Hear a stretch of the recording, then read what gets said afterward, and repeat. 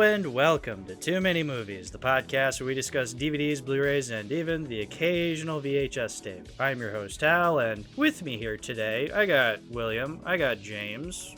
Yo. What is my motivation for this scene? Your motivation is... Fuck, what's the line? Oh wait, your motivation is that you're screaming. See, I'm at an inherent disadvantage today because I just watched the movies regularly. I did not watch the audio commentary, so I'm sure you guys will have a lot to say about the commentary. This isn't even from the commentaries. This is from the other short films. Oh yeah, wasn't it from? It's from Scheme Squad. That's what it's from. Yeah. So like, in addition to the two movies, me and Hal also watched Lips, Blink, and Scheme Squad, which were short film.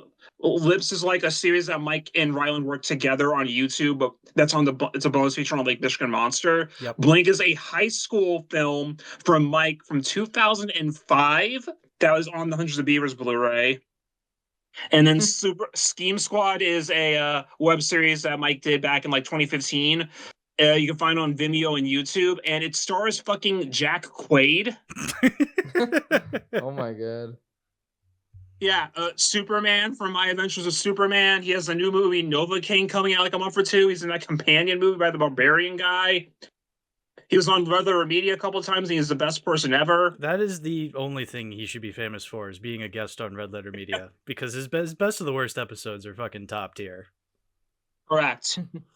and like, honestly, like the fact that he did this 10 years ago, and it's like, goddamn, why was this guy not more famous back then? I mean, he's the child of Meg Ryan and Dennis Quaid, two of the most famous celebrities of all time, and he's still not that famous. Like, he's in Oppenheimer, but like everyone's in Oppenheimer. Yeah, that doesn't count. But it does. Like that movie Nova King looks like it should at least be fun. I don't know if it's gonna be amazing, but it looks fun. Even if it's bad, I feel like I just want to watch it purely because he's in it. I'm like, if any other actor was in this movie, I wouldn't care. But the fact that Jack Quaid's in it, I'm like, all right, you've convinced me. I kind of want to see this now. Hell yeah. Yeah, he really doesn't feel like a nepo baby. Like, he feels like someone who actually like broke onto the scene because they're actually talented. Like, I keep forgetting he's a nepo baby. Yeah, exactly. And he doesn't flaunt it at all either. Yeah, exactly. I can't believe it. He's an industry weed. Okay. But it didn't even say 69. What do you mean? Are you still quoting it? I watched it yesterday, but I was like kind of drunk. Me right now. Okay. Do you think Terrence and Amy still reach for each other in the morning? Yeah, they do. They definitely do. They definitely do. Yeah, see, I did not do my homework for this episode. I don't know what any of these mean. I watched the short and I don't even remember this. Craig. Nice. Anyway, well, boys, I asked you here today because we're talking about two movies that sadly do not star Jack Quaid, but are still very good regardless. That being Lake Michigan Monster and Hundreds of Beavers. Double feature from the geniuses known as Mike Cheslick and Ryland Brixton Cole Twos.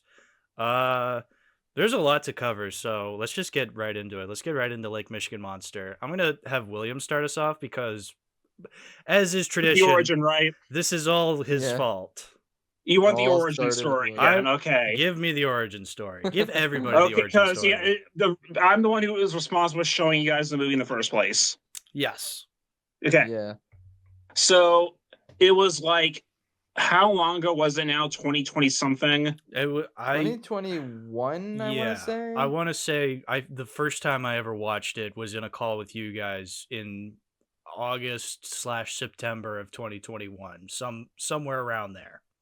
Okay, so I think I think the story dates back to sometime in 2020, I believe, when I was just scrolling through Twitter, and I think Arrow Blu-ray announcements came out the day, and my friend Chris McDonald, he is part of a podcast called GargantuCast. He's currently working on a kaiju-themed light novel called Daikaiju Rumble Volume 1. Go buy it when it comes out later this year.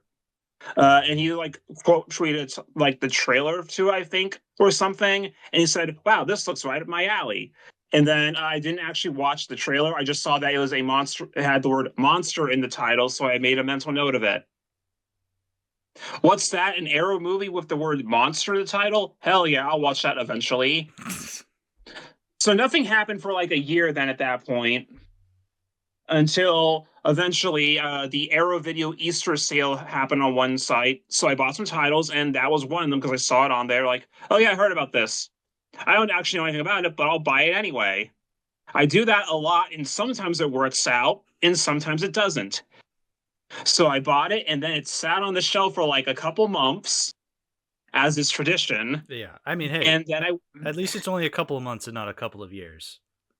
Yes, there are still things that are on there from a couple of years ago that I haven't watched. I think I got the stuff in that same order, and I still haven't watched that. Same order, baby. I didn't watch it yet. We'll get there. Someday. In my defense, Detective Bureau 2-3 Go to Hell Bastards, I only bought because of the name. Right. Just because it's very funny looking at my shelf and seeing the words Detective Bureau 2-3 Go to Hell Bastards. Well, now you got to add Detective Heart of America right next to it. Well, it's an error. Well, that's not an error release, unfortunately. No, but I mean, eventually, because it's Detective. They got to get on that. Okay. It correctly predicted exactly what Bitcoin was going to be.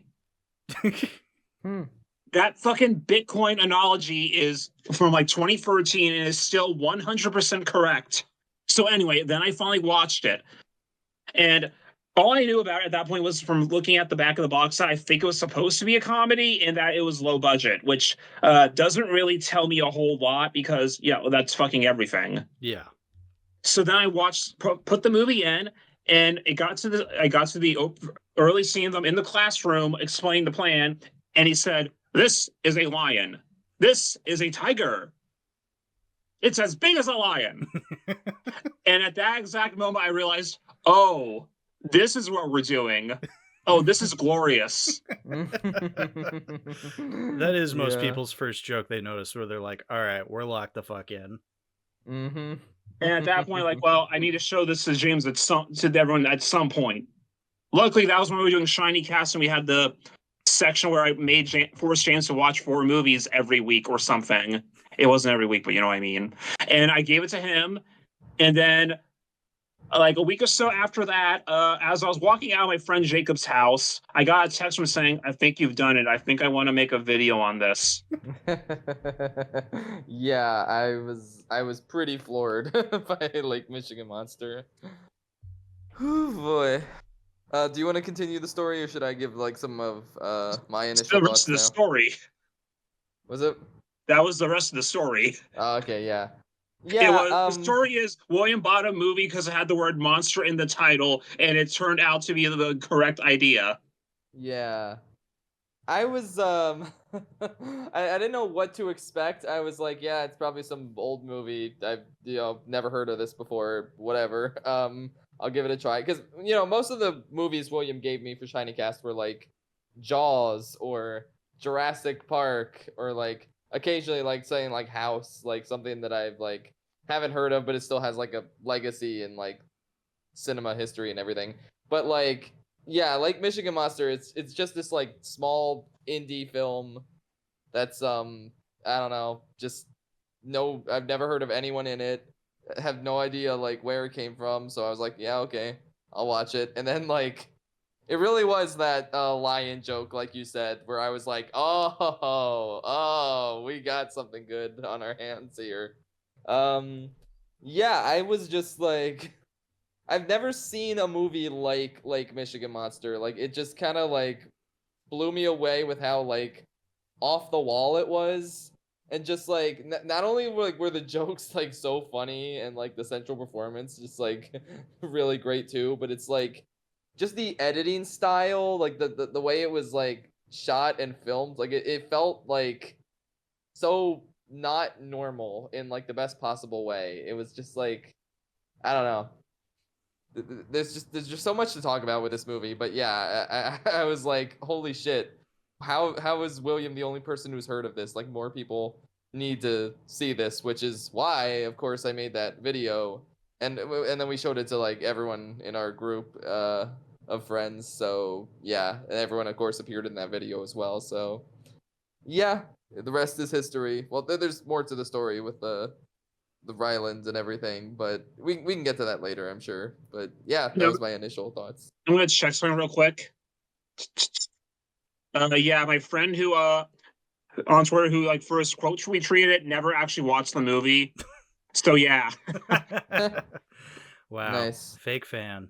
Buy his book when it comes out later this year. Also, buy Davis's book. Oh, that's right. Woo. Davis is writing a book.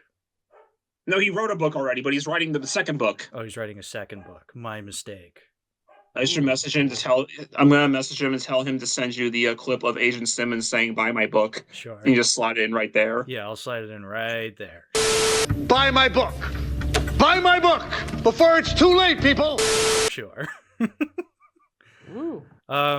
Yeah, no, I agree with James, and there's so much to talk about. So let's talk about the actual movie itself, like why we love it so much. Because This is a movie we're talking about. yeah, this is This a is a movie movie? podcast. Yeah, well, Fuck are movies.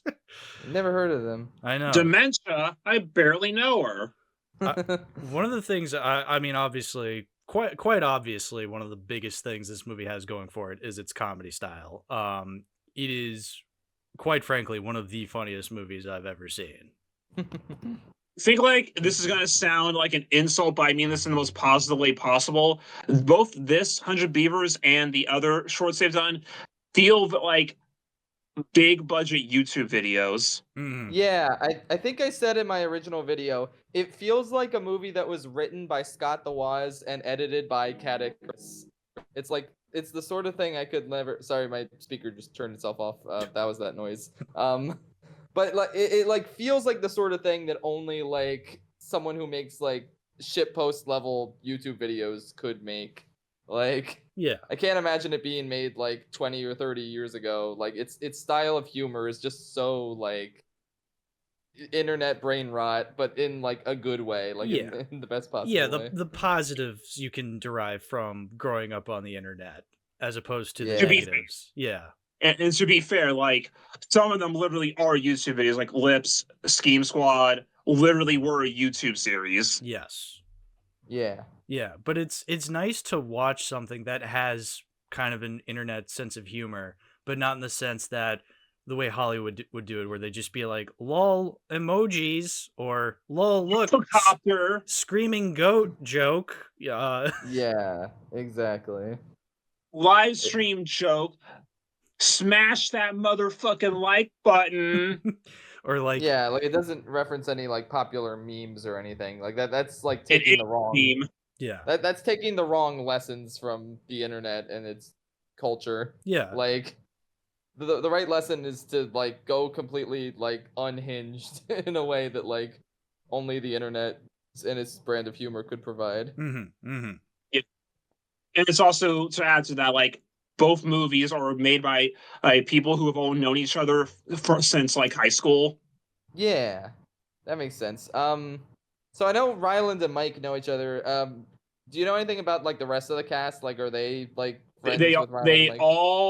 They've all known each other from high school. Yeah. Oh, that's cool. Yeah, that's fun. I definitely got that sense, even if I didn't like know that. But yeah, I really like how like Ryland is like giving a really strong comedic performance, but it's like the other like specifically like Dick Flynn and Sean Shaughnessy, like they're not really great actors, but that's so like endearing in a way. Like it feels like a do-it-yourself like project, like the sort of things like we would make in digital media in high school. Like it's like it's endearing when I forget which one of them gives the line where it's like, "You almost shot me." And it's like it's just You so almost shot me. unnatural. Yeah. It's so unnatural, but it's so funny. Like, Yeah. Yeah. Yeah, that's And, Dick like, who says that. I'll also yeah. I'll also like throw in that both movies are also homages to other things. So like I can like it is they're not the strongest actors, but I will also chalk up some of it to the fact that it is an homage to like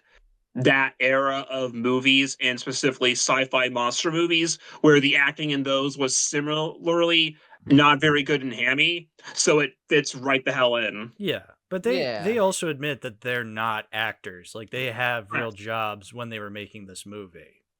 Like during the commentary tracks, there's a running gag of them saying, "This movie isn't even good." this is a bad movie. You did a bad job. Yeah, which I disagree with. I think I understand the mentality. We did the best we could. Yeah. They're joking around, obviously, but of course, they clearly have a sense of humor about it. Yeah, exactly. And I don't think it's bad on purpose. I think there is a style to it that makes it unconventional and unorthodox, but I don't think that inherently makes it bad. Which, yeah, like you said, it's part of the joke. They obviously put their all into this style. Yeah, it feels like everyone involved in the movie is like trying and like genuinely having a blast, like filming it, and you can really like tell that like it's a really infectious feeling. Mm-hmm. Yeah, and like Ryland directed like Michigan Monster. Mike directed Beavers, but they were both obviously involved in both films. Mike was the editor and VFX guy for Lake Michigan Monster, and the editing in Lake Michigan Monster is also like one of the biggest things that helps the movie out as well, because like it's integral to a lot of the jokes and the pacing. Yeah, absolutely. I love them. There's just so many like little editing touches that like are so funny to me for not really for any reason. Like they're not even like jokes, but like I like when he first gets in that one boat and then it just like the camera just freeze frames and then like zooms in on him for some reason just for like 2 seconds. It's just like there's so many like little touches like that across the movie that kind of like go hand in hand with what I was saying. How it's like I've never seen a movie that looks like this with this kind of style. It's just like I don't know. They're all just so memorable to me. Yeah. Like and it's not even for being funny. It's just because like it's just unique, and I've never seen stuff like that before. Like there's the bit on the cruise boat where he's like, there's the Sean Shaughnessy jump scare, and the editing and sound effects are like an actual legit jump scare, but Ryland's just like, oh, this is a phantom ship. Yep. He says it so casually. And like so according to commentary too, like that jump scare actually apparently got people at festivals somehow. Wow. Yeah. Some like French Canadian Yeah. woman, I think they were saying, some like old lady, or no, it was like their neighbor, I think they said.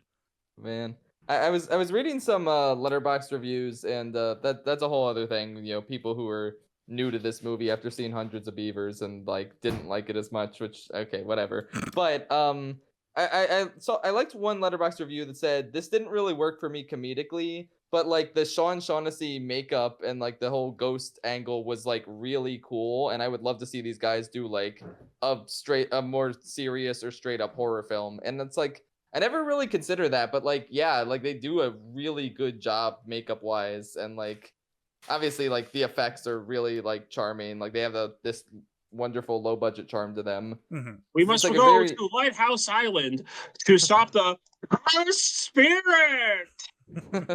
Yeah, it's just a really like a good looking movie, despite the fact that it costs like $7,000 to make or something. Yeah, because there needs to be skill in order to make it fun, make it good. Because it's a goofy comedy, but there's a lot of effort that goes into goofy comedy. You can't just kind of half-ass it, because then that's felt in the final product. Yeah, exactly. But with that said, there are aspects of the low budget that are hilarious to me. Like, it's so obvious when they're in public spaces and they really shouldn't be filming technically, because I guess they don't have legal permits. So there's this one aspect didn't get for Beavers either, but that's fine. Yeah, but there's this one aspect I've always thought about when it's later in the movie when he goes to the ferry and he's getting on the ferry. So and you can tell that like they're filming on an iPhone. Yeah, or the fact that because Seafield has his captain's hat on, but he takes it off when he's walking up the ramp to get onto the ferry, because you can see there's like ferry there's like ferry employees like at the end there, so I guess they were just like, sir, you can't be dressed like this, so he just has to take the hat off and he's just walking around on the ferry without his captain's hat on. Yeah, I didn't even notice that. Yeah, because they subtly edit where like, yeah, he's walking up to the boat and he has his hat on, and then it like cuts to him at a different angle walking onto the boat and he no longer has his captain's hat on. And I'm thinking, oh, did they ask him to take it off if they were going to film him there? was just so funny. Yeah, because then there's certain parts when he's on the boat where I'm like, okay, did they get permission to film this? Like, I don't know, after dark or something like that, where because there's nobody else on the boat then. So it's just kind of you're kind of thinking about this. It does take you out of the story, but it doesn't take you out of the entertainment the movie's giving you, because it is actually interesting to see how they film something when they probably shouldn't have been supposed to be filming there, you know? Yeah, it is an interesting part to think about from a technical perspective.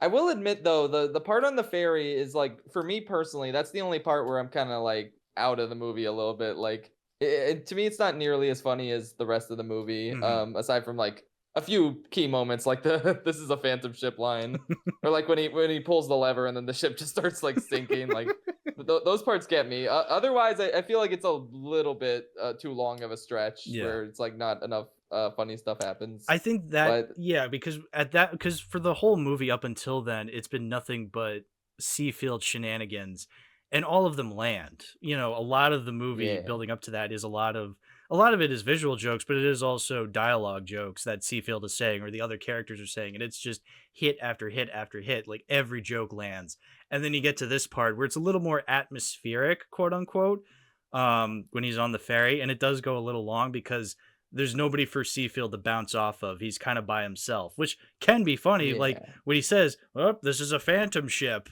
Like when he says something by himself, it's funny. But if he's just walking around and it's pretty obvious that they're secretly filming him walking on this ship, then the comedy is not really as funny. It's just like, okay, let's move on to the funny stuff that we've been seeing for the first like 40-50 minutes. Yeah, I feel like it kind of loses a little bit of the charm when you like take out his crewmates, because like they have such good camaraderie and interactions, and it's like it started to lose me a little bit, but then like, you know, of course it all leads into the stuff with the ghost army and the ending bit, which honestly I think is the best part of the movie, but we can get to that in a little bit. Yeah. You know, guys, those elephants in the museum wall were real ivory. This ivory, real ivory. I love that Real line ivory. so much. Yeah. Yeah, no. Emphasize in the commentary, that's true. That's real ivory. Yeah, no, they I love how they make that a point in the commentary, because I guess people are coming up to them being like, "Is that fake ivory?" And he's like, "No, it's real ivory."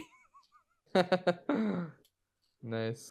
Yeah, you bring up a good point that the people with like his crewmates are not there during the climax. I mean, technically Sean Shaughnessy's ghost is, but Dick and Nedge Pepsi are out of the movie after the golf course scene.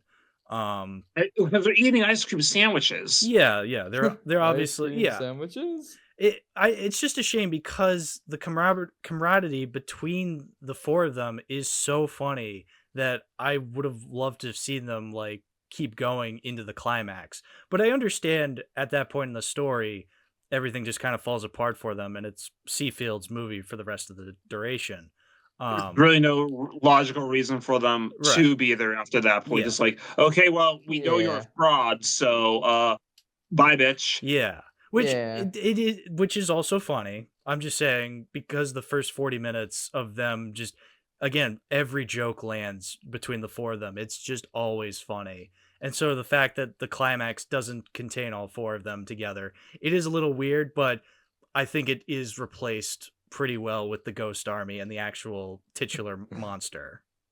Yeah, it's great. I also did want to mention, I said, like, you know, Dick Flynn and Sean Shaughnessy, like, their acting wasn't like super good, which, you know, isn't a big problem, but yeah, it's like it's noticeable compared to like Seafield. I will say though, the actress who plays Nedge Pepsi, I think she is like really good in this. Like, she's a great straight man to Seafield's shenanigans. Like, I feel like they especially have really good camaraderie and interactions. Like, I love the part where he's just like rambling about random stuff while she's trying to do her sonar job, and he's like, "Would you date Dick Flynn?" And she's just like, like, I don't really date so many, coworkers. like, just great bits between just the two of them too.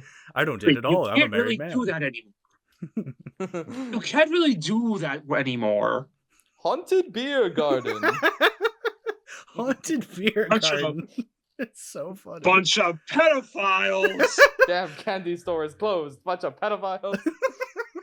Oh no, we got the video demonetized. We said that word because apparently you're not allowed to say that word on YouTube anymore. Oh well. Wow, we can't say candy store on YouTube. Can't believe Yeah, it. I know. Crazy. Bunch of pedophiles. There's also like one big difference though between this and Hundreds of Beavers. Obviously, Beavers is a silent film, so all of the jokes are visual slapstick jokes, whereas here it is a lot of dialogue-based jokes, which is still very funny. But the thing is, one joke in English may not translate to another language very well, whereas a pratfall is universal. Exactly. Yes. Yeah. That definitely makes sense. Because even still, the dialogue jokes in Lake Michigan Monster are funny. But yes, you're right. There is that kind of language barrier for some people, I would imagine. And like, that's just like, you might not find some of the quotes funny personally, but like everyone thinks someone getting kicked in the balls is funny. Yeah.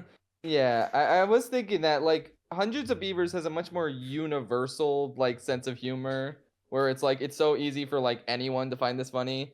Lake Michigan Monster, I said this in my recent Letterboxd review, but Lake Michigan Monster is like it's such an ultra specific style of comedy that I can like totally see someone who isn't like who doesn't suffer from internet brain rot I don't think they would get a lot out of it. Like you gotta have your brain has to be a little bit rotted to fully appreciate a lot of the comedy in like Michigan Monster. It's just a very ultra specific kind of jokes and everything, but which is it works a lot for me personally and like us in general. Yeah, which is fair. Why it's mostly more of an inside joke movie for us, you know.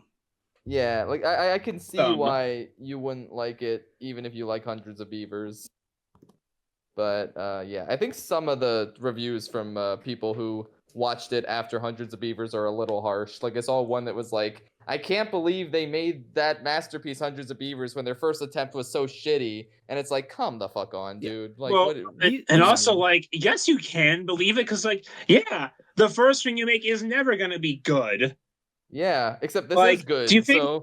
yes, but you know what I mean. Like you like you were in classes with me. You know the shit we did in digital media and video production. None of that shit's good. True. Yeah. But also, I don't think there is that big of a difference between Hundreds of Beavers and Lake Michigan Monster. Like I can't. Yeah, they're just different styles. Yeah, maybe it's me, but like I don't know. I watch both these movies. I love them. They're both dear to my heart. I love them both equally. Obviously, Hundreds of Beavers a little more so, but I don't see that much of a difference between the two of them. I think I see Lake Michigan Monster made me laugh really hard, and then I just see Hundreds of Beavers as kind of an evolution of that, but still containing that same spark I loved in Lake Michigan Monster. So I don't know how you could watch both of them and be like, oh, there's a significant difference between the two of them, unless I guess. Like we have been saying, maybe Lake Michigan Monster has a lot more jokes that just aren't people's style. Yeah, I could agree. Like you can definitely tell they're from the same team, and like Hundreds of Beavers does refine the style in a lot of ways, both like the visual style and the comedic style. But I think it does come down to it like doing a lot of different things comedically than like Michigan Monster. And like it is a more universal, like I said, like it's more easy for anyone to find humor in Hundreds of Beavers. Yeah, I was just gonna say the Fathom joke is not going to work in any other language besides English. Yeah. It's still funny because like just having that prop on standby is just very funny in and of itself. Mm-hmm. Yeah, and the fact that he can just make an acronym out of it is also funny. Opinion meter. From the sounds of it, that review you're talking about, James, it just sounds like somebody just doesn't even understand what they're saying. Kind of like when people just go like, "Oh, am I the only one who thinks this very popular movie is underrated?" It's like, yes, out of 8 billion people in the world, you are the only one to think that. It's like I bet they had Fight Club in their top 4. Probably. I think Fight Club is a very underrated movie. It's like, yeah, okay, dude. Jenny, we're gonna watch Fight Club today after 7 Samurai. Yeah, I don't know. It just makes me a little upset because like it's similar to the guy who made Flow. I really don't know how to pronounce his name, but the guy who made Flow, he also made a movie called Away, which is like it's similar. Like it also has like no dialogue and everything. And like Flow is a much, I feel like, more confident movie than Away. Like it's more interesting, it's more detailed and everything. But I would never say Away is like a bad movie. Like I thought it was, I wasn't really engaged by it, but it was like, I thought it was impressive for what it was, and it's like a necessary stepping stone to get to something like Flow, which is just like a little bit better. So it's like it's a similar situation with Lake Michigan Monster. Like I don't know how you can like look at it with its unique style and everything that clearly was an important stepping stone to get to Hundreds of Beavers and say that it's a bad movie. Like even if you don't gel with the humor, there's a lot of other aspects to appreciate, like visually and editing wise. Like it's just so unique and like so special. And it's like comparing it to Hundreds of Beavers, obviously you might be a little disappointed, but it's just like, I don't know, some people on Letterboxd were a little too mean to it, I thought. Like, people just do that a lot with general like series and like directors, where it's like, well, yeah, of course this one isn't as good as this one. They made it well before the other. They learned lessons from this. Yeah, like exactly. By all accounts, Hundreds of Beavers should be better because they made it afterwards. So yeah, it would be weird if it'd be a bad thing if it wasn't. Yeah, I don't know. Yeah, people don't understand that context matters. People on Letterboxd writing bad reviews, I can't even fathom that. Crazy. I've never done that before. The Fathom scene reminds me, that's also where the title drop is in Lake Michigan Monster. And I have to say, even though Hundreds of Beavers has like the most legendary title drop of all time, Lake Michigan Monsters is still a really funny one. Yeah. Like, you don't see it coming. It's the name of the movie. Like, I forgot that joke even when I rewatched it earlier this week. Oh yeah, that's when that happens. Yeah, that's so good. That's an example of a good fourth wall break too. That's kind of humor. That's the kind of humor I've said before multiple times that I've very much soured on that kind of humor. But when it's done correctly, man, oh man, is it funny. Yeah, I think it's the only fourth wall break in the movie too, if I remember correctly. Yeah. Oh yeah. So like it works because it's like sparse and they don't like overuse that style of humor. Yeah, they don't have scenes like they don't have scenes throughout the movie where like, I don't know, you see the cameraman or you accidentally, they make it a point to show like behind the scenes people, like behind the camera. It's like, no, they actually do their best to have you take seriously enough the universe that it's established in. I mean, maybe you might see the cameraman only like 5 people. Yeah, you might see the cameraman in the reflection of some like sunglasses, but that's just because they're working with a very low budget here, and that at that point it's charming. Yeah. And it's not like boom in the shot. No, it's like something you can't help. Yeah, exactly. They're not doing that on purpose. Like they make the joke, "Oh, we're making this bad on purpose." It's like, no, they're not. They're doing their damnedest. Yeah, they're like very confident in what they're filming, and I really appreciate that. They don't like fall back on the fact that it's like, oh, it's a low budget movie, so it's okay if this looks bad. And it's like, obviously, some effects do look bad, but it's like in a purposeful comedic way, I feel like. Yes. Like just some of the effects in the ending shot, like not the monster, that actually looks genuinely impressive, but like just some of the shots of Seafield where he's just like he was like climbing down the ladder, and it just like slowly cuts to like one frame of like his arms like moving. It is like a Flash game recreation of Mega Man 2. Yeah. Like that sort of stuff is like great for comedic effect, and it doesn't feel like the movie just like giving up and saying, yeah, it's bad on purpose. Oh yeah. They never like acknowledge like, yeah, wow, this looks bad or something, because that would just feel cheap and like cringe. Oh god, yeah, just thinking about it gives me a stomach ache, just being like, wow, that's a really bad effect. Like, oh god, I'm so glad the movie doesn't do that. Yeah, like they're confident, like they know that they're like, it's in a sense of like heightened comedy where it's like it just looks funny, so therefore it doesn't look bad. And like there's only like 5 characters in the movie as is. So like everyone you see in front of the camera is also who is behind the camera. Yeah. And also in those Ghost Army uniforms. Yeah. Where it's just like, in that, Army. okay, here's 5 of us, and we're going to copy and paste us over and over again now. Ryland plays the monster. He's fighting himself in the end. Wow, that's like a metaphor. That's so deep. That was definitely intentional filmmaking. And not just because they thought it would be funny, and also because, well, they're supposed to be related, so... Yeah. Well, because like his dad does also play Ashcroft. We got to talk about Ashcroft. I mean, we've talked about. I feel like Wayne just did like all the behind the scenes work too. Like all the props were him. Yeah. So Wayne, that is, I believe that's Ryland's dad. Wayne. He plays the brother of Seafield, Ashcroft, and man, he gets some of the best lines too. I be Ashcroft. I know. Yeah. Tell them. Sonar is for pussies. And that was the end of it. How old are you? 30. 30.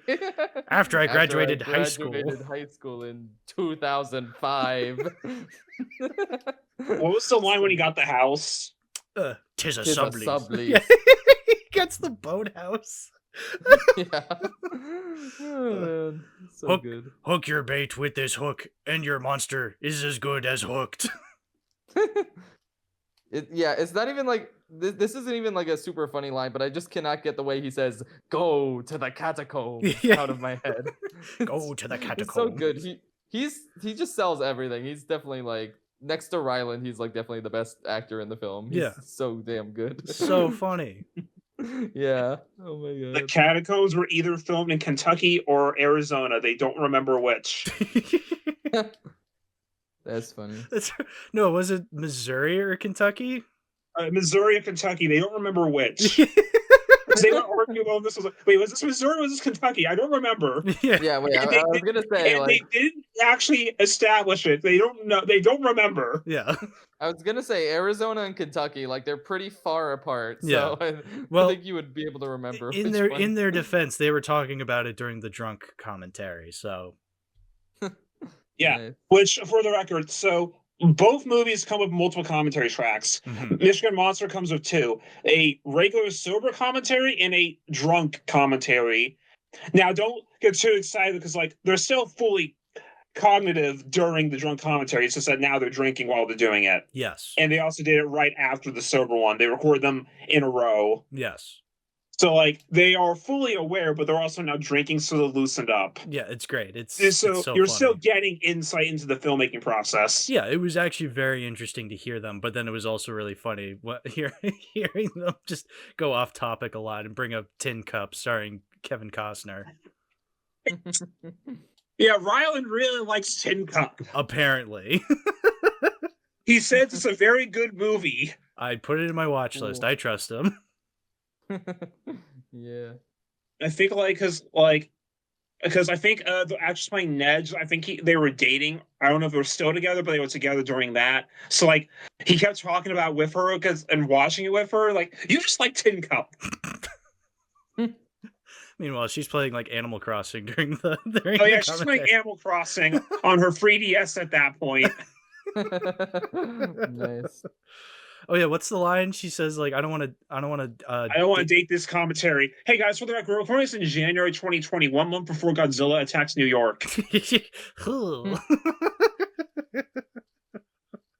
I mean, something happened, just not that. It wasn't Godzilla specifically that attacked New York. Damn, Osaka flew. Damn. That's a Simpsons joke. I be Simpsons joke. I know. Tell them. Simpsons joke. I wanted peanuts. $20 can buy many peanuts. Trampoline.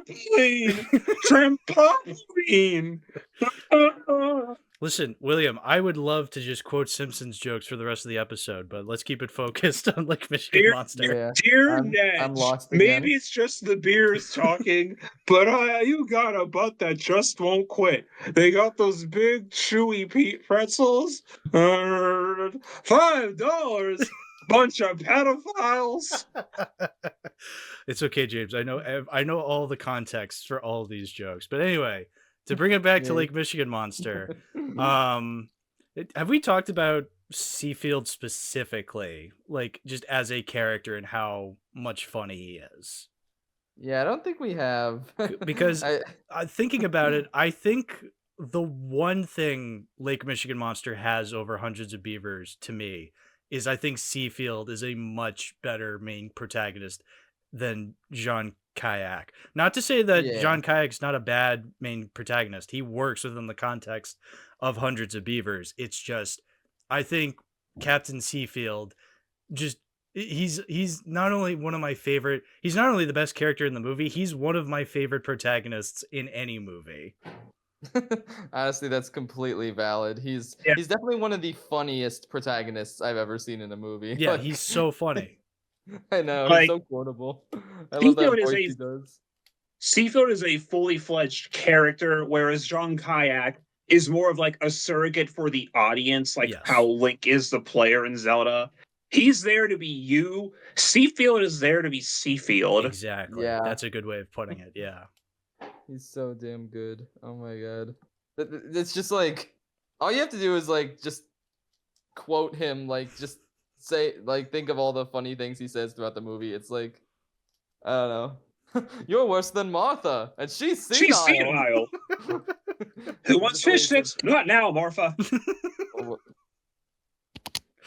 You know what's really funny though? Like the one real life leaking in moment though is like when they're first having the first meeting at the lighthouse, and like he's pouring that drink for a comically long amount of time, and how everyone in the theater kept laughing at the joke, and Ron's like, "That wasn't a joke. That's just how I pour my beer."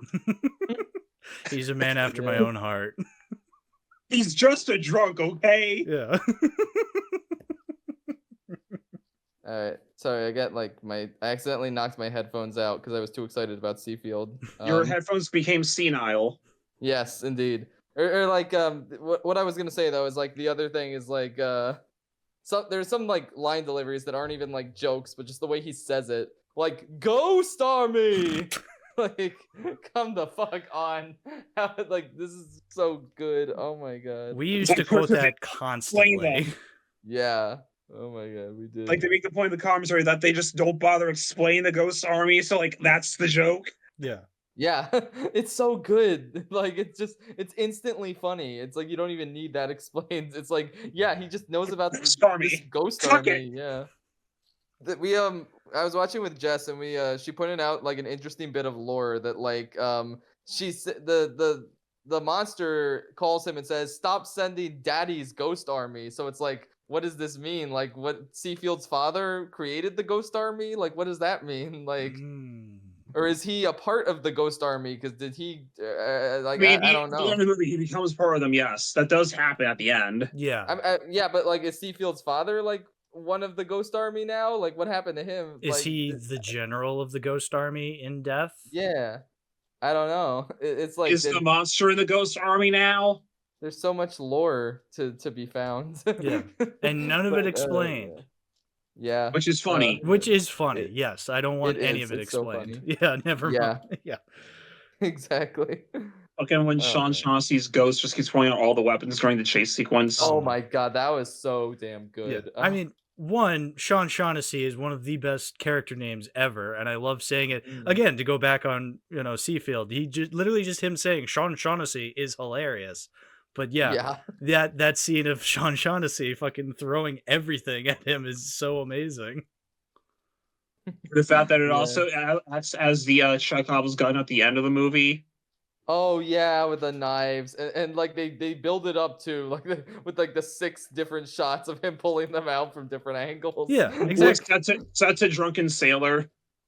Yeah, that's so damn good. Again, like that is clever. Just incorporating the knives he has in his ass to then defeat the monster. Like, that is not a lazily written movie. That is a tightly written script for the most part. Absolutely. One other joke I like fucking love is when he drops the sword and then it just like keeps clattering on the ground. Oh my god. When he's underwater, no doubt. Yeah. Oh man. Wait, why can he breathe underwater? Because it's funny. Yeah. Yeah. I will say, I think the ending sequence is where a lot of like you can see the DNA of hundreds of Beavers like most clearly, because a lot of it doesn't rely on like dialogue anymore, like exchanges between Seafield and the others. Like the gag where Sean Shaughnessy throws all the weapons, like that feels like the team who made hundreds of Beavers, like 100%. Absolutely. And like the gag Just with all the the green story as screen. well. Yeah. That's where you can clearly see the connection between the two most often. It's just so damn good. Oh my god, I love movies. Yeah. Yeah, well, yeah. This is one of those movies that, while it's not one of my all-time favorites, it's obviously up there, but it's something I would put alongside something like the original Evil Dead from 1981, where it just gets you like excited to make movies, or the art of filmmaking in general. It just gets you excited. Yeah. Like that's Absolutely. like Lake Michigan Monster and The Evil Dead are movies like that, where I'm just like, I watch it and I think, God, I just love I creating wish stuff. I could be covered in fake blood in the middle of the woods in January. Yeah. Oh yeah, exactly. It makes it look cool. Yeah, it's like inspiring. Oh yeah, honestly, inspiring, like, absolutely. that anyone Now can, my like, friends are tired and they hate me. but it was all worth it for the craft. Yeah, absolutely. It was all worth it to be number 6 at the box office opening weekend. Woo! Yeah. Don't even get me started on the fucking 9 p.m. exchange. Oh my That is God. so 9 good. p.m.? What are they Just helping? so early. I don't know. I'm a sucker for people who like interrupt a dramatic moment to have like a super casual conversation. Like that's one thing that never gets old to me. Yeah. And this is one of my favorite examples of that trope. Well, see, that, like, I'm glad you brought that up, because again, much like the fourth wall break at the beginning, that is a trope that actually does kind of bother me. It bothers me, but again, when it's done correctly, like in this movie, it's hilarious. Yeah. Whereas, if it's done in something like a Marvel movie, that's when, I mean, I feel, because I feel like Marvel gets associated with that trope a lot, where they're just like interrupting a dramatic moment to make a joke, whereas I feel like this movie definitely, it uses it far funnier, because again, I think that's the only time in the movie it does that. Yeah. So it's a comedy. The movie itself is a comedy. So like Right. 90% of the runtime is just jokes. So that just fits right in. Where the fact that there was a serious moment at all is kind of a joke in and of itself. Yeah. Whereas in a Yeah, Marvel movie, it goes back and forth so often that it's like it hasn't earned it. Yeah, absolutely. Yeah, I should rephrase what I was saying. It doesn't work for me all the time. Right. But But it Well, is it one of works my for you all the favorites. time. You actually hate the Muppet movie. Not bad. No, I raised my score for the Muppet movie. It's a 7 out of 10 now instead of a 6. Oh, you I've hate seen it the even light. more now. Yeah, that's true. But 7 out of 10 is worse. And Yeah. no one has ever changed their opinion on a movie before. Never. Hey, Hal, when are we talking about Earth Girls Are Easy? That's the one you bring up that I've changed my mind on. Yeah. How about RoboCop 3, everybody? Oh my god. Greatest movie ever made. Woo! The difference. I'm sorry, RoboCop. He drives a pitmobile in that movie, and you're trying to tell me it's bad? Listen, I was a vastly different person in 2019, which was 6 years ago. Oh my god, that's so true. If you ever see a score from me on Letterboxd that does not have a review attached, ignore it. It does not count. Valid. Actually, if you see a review from me from before 2020, it also does not count. Oh, dude, yeah. If I've ever watched yeah. something before 2020 and I haven't watched it since 2019, just kind of assume my thoughts on it are vastly different. Yeah, like I'm thinking about like how my film enjoying brain was in 2019, and I'm like, that was a completely different person to how I am now. Like, there's my tastes are like so different now. Yeah, there's still stuff that still holds up. Like I watched the original Star Wars in 2019 and gave it 5 stars. I watched that last year and still gave it 5 stars, because that was a movie I was very confident hate in. it. Yeah, but Yeah. if it's something I've only watched once and it was from years ago, depending on what it is, it's probably very different now. Like we said, I watched the original Little Shop of Horrors from Roger Corman in 2019, as well as RoboCop 3, and I hated them. They were half-star movies. But then I rewatched them relatively recently, they're not the worst things I've ever seen anymore. You've seen objectively much worse. Yes. And also, like, it's just understanding of, like, okay, this actually isn't even that bad anyway. Yeah, exactly. Yeah, that's fair. I'm sure there are some movies. I'm sure there are some movies that I've seen in like 2020 that I won't change my minds on. Specifically, Artemis Fowl and Mulan 2020. I think those are still definitely half-star movies. Oh yeah, there's a bunch you see within reason where you're just like, yeah, no, I'm not watching this again. That was absolute fucking dog shit. But then there's others where you're like, maybe I could give this another shot, or maybe this wasn't as great as I thought it was. Yeah.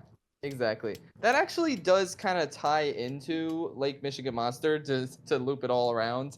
Because this rewatch, admittedly, there were a few jokes that I didn't find like as funny on this rewatch. Like I was so like taken by the craft of it all and like how amazing it all is. But like now I can definitely see like, because initially when I saw Hundreds of Beavers, I was like, oh man, which of these is the better film? And like now it's like, well, definitely Hundreds of Beavers. Like it's like definitely a step up. And I think I had to like bring Lake Michigan Monster down a little bit. Like it's an 8 out of 10 now for me instead of a 9. Because I feel like it's not the fully featured like, you know, experience of what Ryland and Mike can give us. And it's like there are some like most of the jokes in Hundreds of Beavers like hit fucking bullseyes. And here it's like maybe like 75 to 80% of the jokes hit bullseyes, but there's still like some where I'm just kind of like, like they just don't make me like. I don't think there's any groan-worthy jokes in like Michigan Monster, not at all. But like, there's some where I just like don't really laugh. They're not quite there.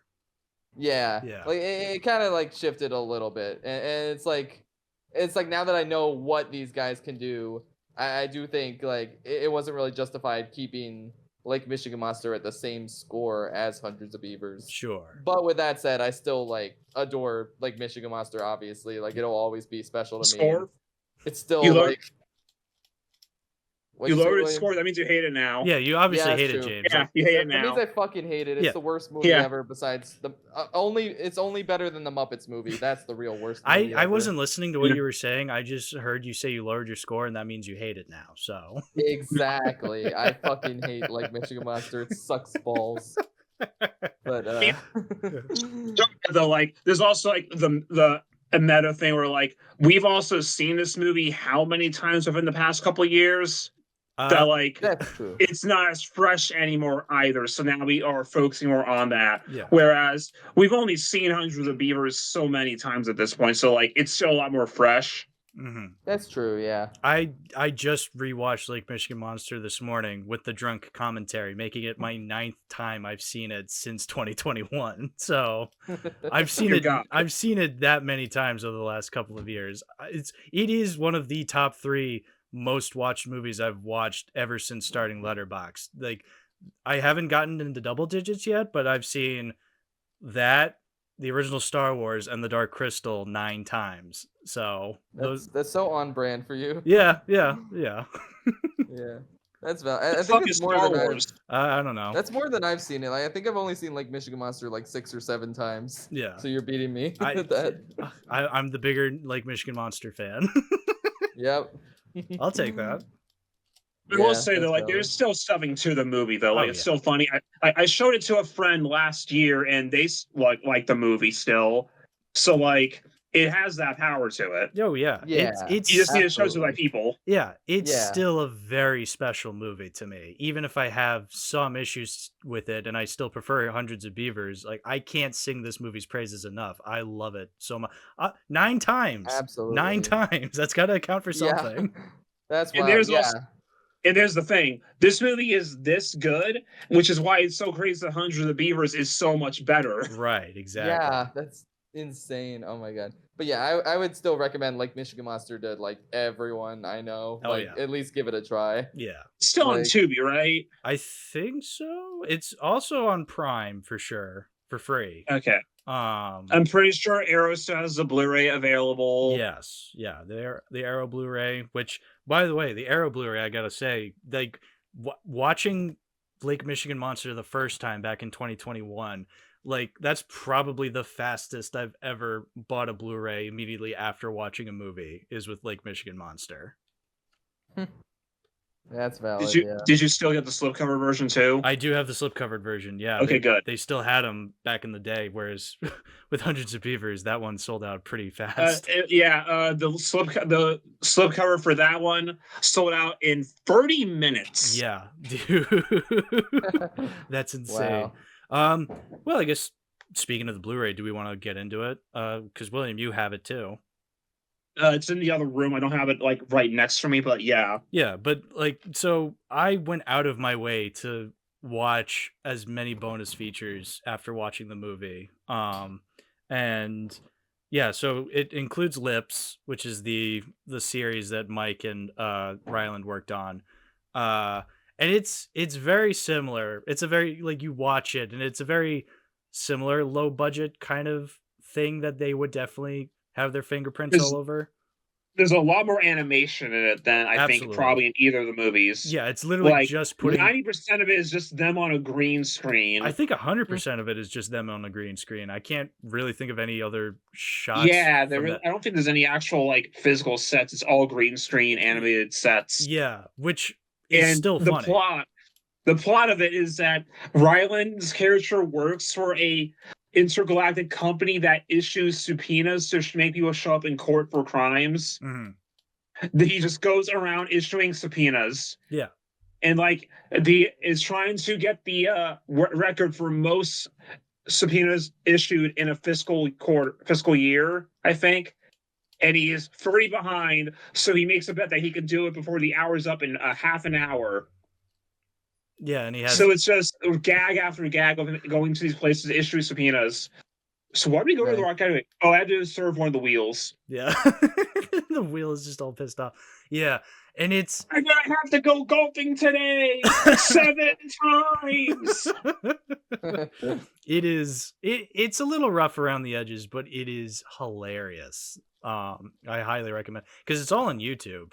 Even though it's on YouTube, it's on the Blu-ray. Yeah, it's great that it got included on the Blu-ray though, because I was able to watch it and it's, oh my god, it's just so funny. But Nice. they also have a bunch of interviews on the Blu-ray as well. They like labeled them as like there's an interview in a cabin, there's an interview in a bar. And then, what was the third one? It was like interview by like a campfire or something like that. Something like that. Yeah, something like that. But it was really interesting. I mean, it was really funny. The interview in a bar, they literally just had Dick Flynn, I think. Yeah, they had Daniel Long and Eric West, and then Ryland on a different part of the day. And they just interviewed them at this local bar, and you can see people in the background just having lunch or something, but they're filming them. And now I guess their lunch date is now forever immortalized on this Blu-ray. Like you can see this woman starting to sit down when she's like sitting down and looking at the menu when they're interviewing Ryland. And then you see later on Daniel Long and Eric West, Dick Flynn and Sean Shaughnessy, when they're interviewing them, she's still at the table, but she has her food now. So it's just really funny cutting back and forth between the two and seeing this woman like ordering, but then also having her food. Like it's bizarre, but it's really funny. He went through and said, "Oh, what will you have? Oh, I'll take the cobbler." Yeah. No! It's environmental storytelling. Yeah, it was really interesting. And it was really cool listening to all sides, like hearing the actors talk about it and then hearing Mike talk about it. One thing I really found interesting was that Ryland is the director, so he was filming a lot of it with the actors and the actors were helping out, and Mike meanwhile was in Los Angeles, and so Ryland would just send him all this footage and then Mike would be in charge of editing and effects, and he would just take it all and just be like, all right, I guess I'm making a movie now. Whereas as opposed to then on Hundreds of Beavers, he was actually physically there for when they were filming it. But because he was actually director this time. Yeah, exactly. But it's just really interesting to hear how he's on like technically the other side of the country, and he's getting all this footage, and they were still able to make something as coherent as they did. Yeah, that's really cool. I mean, it's going to be even more impressive for the next movie because, fun fact about Hundreds of Beavers, there was no script. They had a 2-page treatment and then a bunch of note cards with the storyboards on them, and that was it. Yeah, and you can definitely tell by the way the movie is paced, for sure. Yeah. Well, before we get into Hundreds of Beavers, is there anything else we have to say about Lake Michigan Monster? I did want to mention one thing. You said that Seafield was like the one thing that's like significantly better between Lake Michigan Monster and Hundreds of Beavers. The other thing is the songs included in the movie. Oh, yeah. Ooh, Dear Old yeah. Captain Yeah. Seafield is a lot better than the Hundreds of Beavers song. It is still a banger that I listen to this day. Mm. It's so damn good. Yeah, I still like the Hundreds of Beavers song, but definitely the song "Dear It Captain sounds Seafield." memorable. That one is that again. It's we quote it all the time. It's been in our language for years now. At this point, Yeah. I think it's proof that sea shanties are better than Celtic chants. Indeed. Yeah. This is the part where we sing Santiana now. I don't know how it goes. Yeah, bold of you to assume I know. Yeah. I guess I'll have to teach you tonight. I guess so. But anyway, I'll pull up the Brave the Sea cover. Okay. Oh boy.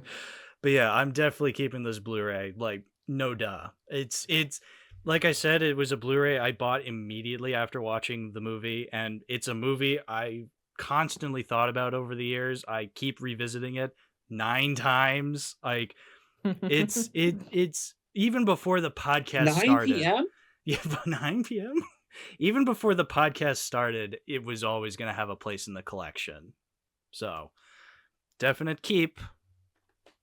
Someone needs to do the math on what is the exact time you need to start the movie, so that way the monster will say 9 p.m. at 9 p.m. exactly. Oh, that would be so funny. We do need more of those kinds of countdown movie watches, as opposed to just like, because everybody does that with New Year's, whereas yeah, it's like I've seen like one of the first one I saw was like with Police Story with Simon at this point that he jumps down the light string at midnight.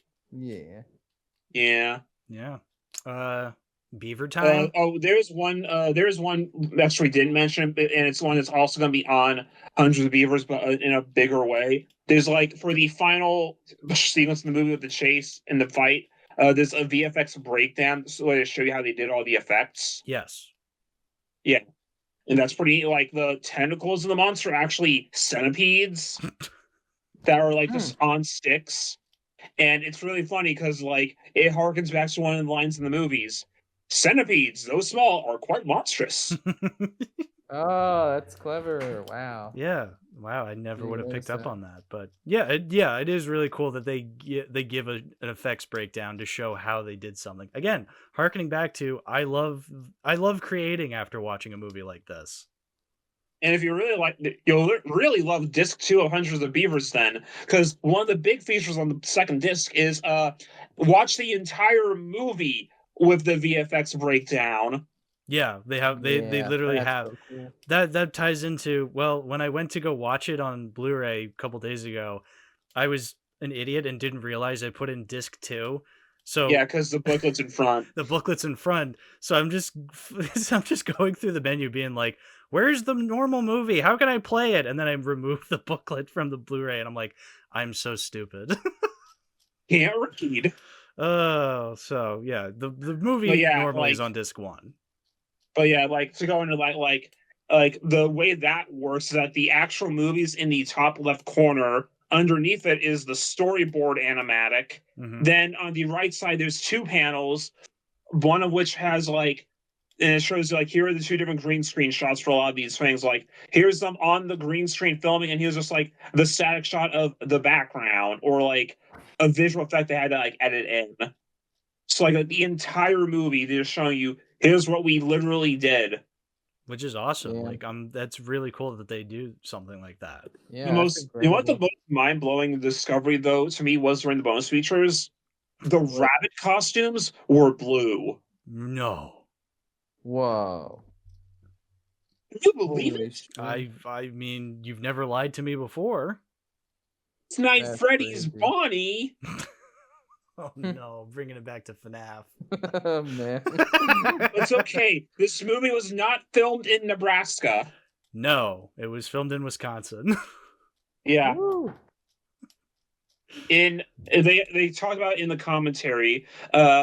We both of us watched the wasted commentary, right? Oh, yeah. Which isn't even that wasted, but like it's like after they finished drinking, and now they have like another guy that was there who wasn't in the other two, now interviewing them basically the whole time. Yeah, but even still, Mike is yelling about Allison, so he's pretty It's wasted. like a Gilbert Gottfried impression yelling about Allison. A bad Gilbert Gottfried impression yelling about someone named Allison. Her name is Allison, same It's as so mine. weird that your name is Allison.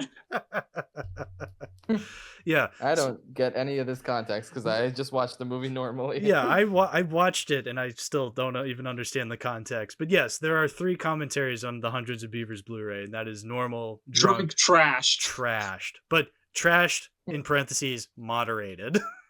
Yeah.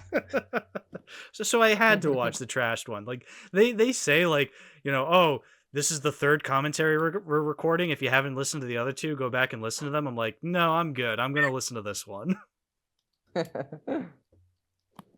Today, not right now. But yes, I did watch the movie on its own because I had to, because Hundreds of Beavers, dude. I love this movie so much. Oh my god, it's so good. It's like crazy. Like I thought I wasn't gonna like get as into it on my like 4th or 5th viewing of it, but like holy shit, I was wrong.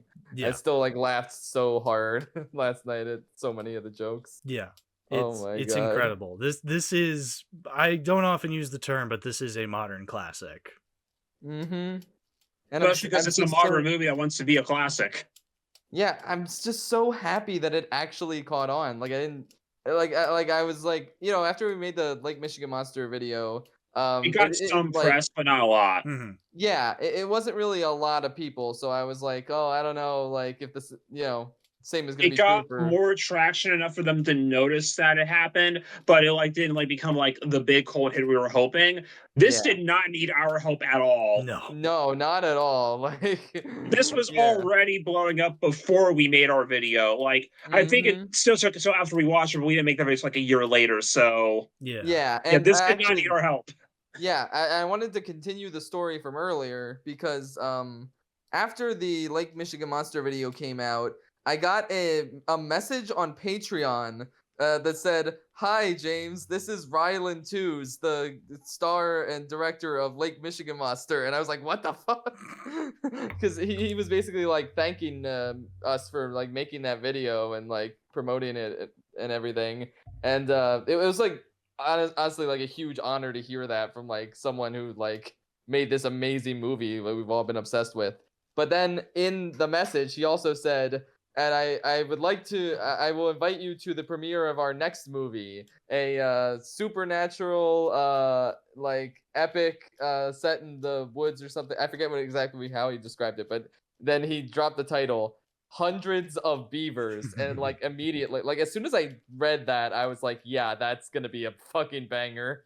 Like that's a great title for a movie. Oh my god, I was like so hyped. But yeah, he was good on his word. He invited us, me and William and a few of my other friends, to the premiere at the Jim Thorpe Film Festival. Jim Thorpe is a very lovely town. It wasn't the premiere, but it was it wasn't the premiere to us.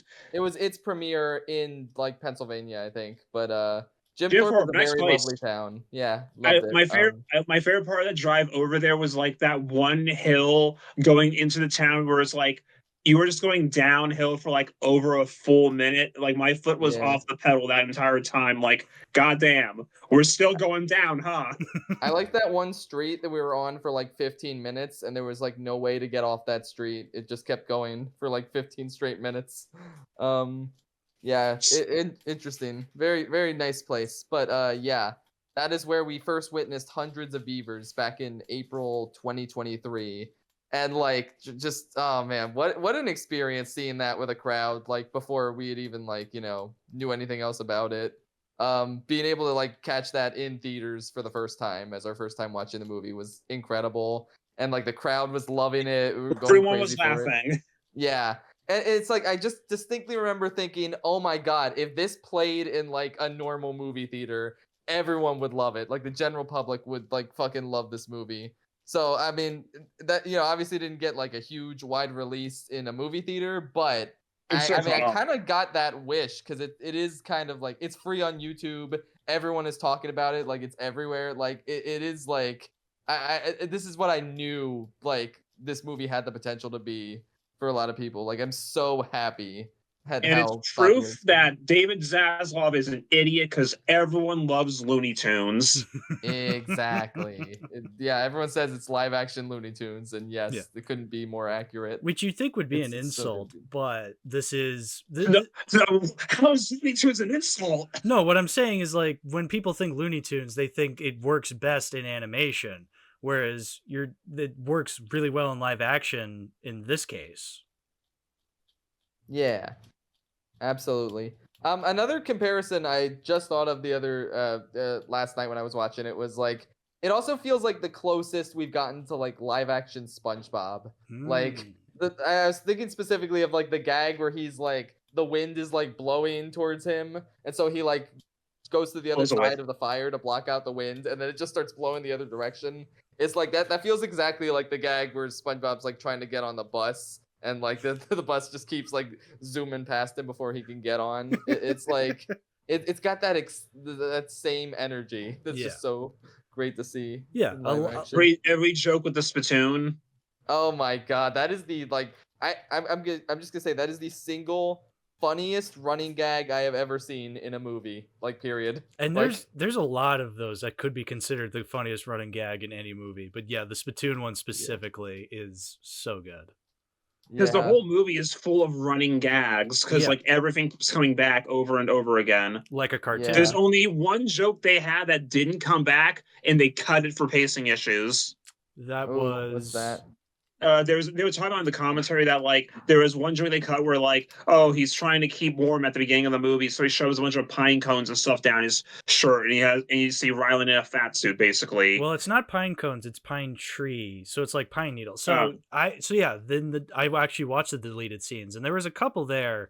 There's one where like he's blowing on his hands to make him warm. And they just added train sound effects to him, and he's just like, and like when he like blows out, you can see like his breath in the cold. It makes like a train whistle sound, which is funny. I actually thought it was a really funny joke, and I'm kind of pissed they cut it, but I understand why, because of pacing. But yes, the one they're talking reasons. Yeah, the one they're talking about in the commentary though is he gets into a fat suit, and he's like it looks like he's stuffed himself full of pine trees or whatever. And it is funny. It definitely is tonal wise very similar to the jokes that are in the movie, but I can understand from a pacing perspective, it does seem kind of out of nowhere, and it doesn't really go anywhere that funny. It's just, oh, he's in a fat suit. But yeah, that is the thing. Like, even though the deleted scenes are funny, I am kind of glad they cut them. For the most part, because the pacing of this movie is phenomenal. Like, you wouldn't think there would be any deleted scenes because of how stuffed it is, but not how overstuffed it is. It feels stuffed just enough. Another thing, like, this is also a much longer movie than Lake Michigan Monster, because that's only 78 minutes long. This is an hour and 48 minutes. Yeah, but honestly, I never feel bored throughout. I'm just as enthralled by every joke. Yeah, it really never overstays its welcome. It's such a just fun watch from beginning to end. The one type of humor I wasn't as huge of was like there is a lot of poop humor. That's like the one thing where I'm like, that doesn't really work for me that much. Yeah. But like everything else, it's just slays me. It's like, oh my god, it's so damn good. Yeah. It's a comedic marvel. See, even with the poop humor, the fact that one of the funniest parts is the swing toilet, where like the beavers will just sit on the swing and they use it for like target practice. It's like, oh yeah, that's at least really funny. The fact, even though it is a poop joke, I'm like, come on, that's hilarious. That's true, like, yeah. They're all very quick, so it's not like they stick in it. Right, exactly. Yeah. Yeah. They exactly. They know exactly when to bring a joke back, when to use it again, and they know how long to keep it going. Yeah, exactly. And like the one with the pen is funny. Oh, yeah, that one did get a laugh out of me, yeah. Yeah, because he literally just like puts it in his mouth, has the reaction, He forgot, and then it cuts to the next thing. Like it's perfect. It's so funny that he doesn't like give it like a scream or anything. Like it's just him like with the realization, and then it cuts away. Yeah, that is so damn good. Yeah, exactly. Oh like my I said, like the pacing is so perfect. It knows what to keep on and when to cut to the next joke. Yeah. Exactly. Oh my One of my God. favorite jokes in the commentary specifically, though, is like it's the scene where Ryland first like sees the beavers in the woods, like by the river, and Mike says, "So the staging of this scene was inspired by the Akira Kurosawa film Hidden Fortress, and we did a bad job." Nice. That is funny because on one of the bonus features, there was like a podcast episode that Ryland and Mike went on. It was I think the show is called The Movies That Made Us, and it's Joe Dante's podcast. Joe Dante of all people. I mean, yeah.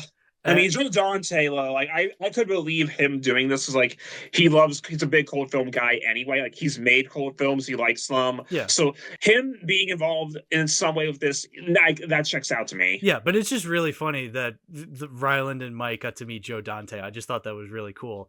But for those listening who don't know who Joe Dante is, Gremlins, Looney Tunes Back in Action, Matinee with John Goodman. There you go. Piranha 2. No, Piranha 1. That's right, Piranha 1. Piranha 2 is James Cameron. What did that guy ever do besides Piranha 2? Nothing. Yeah, exactly. He didn't make Gremlins 2 the new batch, so he's a fucking hound. Exactly. Anyway, so the podcast, as far as I understand, the podcast is they just bring a bunch of movies that made them, that inspired them. And so they were talking about stuff like You Only Live Twice. They brought up The Burbs, which is another Joe Dante movie that Ryland Did they bring up Tin Cup? They did not bring up Tin Cup, weirdly enough. Damn it. But one of the movies they did bring up was Hidden Fortress by Akira Kurosawa. And I think they made the same joke in that one where Mike is just like, yeah, we were inspired by it and we did it in the movie and we did a bad job at it. Like that was his words exactly, or something like that. I was supposed to have bought that movie at the Criterion sale like 3 times and I still haven't done it. It's okay though. I was supposed to buy all that jazz for the past 10 and still haven't done it. Right. Oh, Yeah, Olivia will be very disappointed in you. I don't think she's going to be. I feel like I brought this up before, or maybe I haven't. I went to lying school, you know. Yeah, so did she. Jenny, we're going to watch all that jazz tonight. Forrest, are you lying again? Yes. Your life is like a hidden fortress.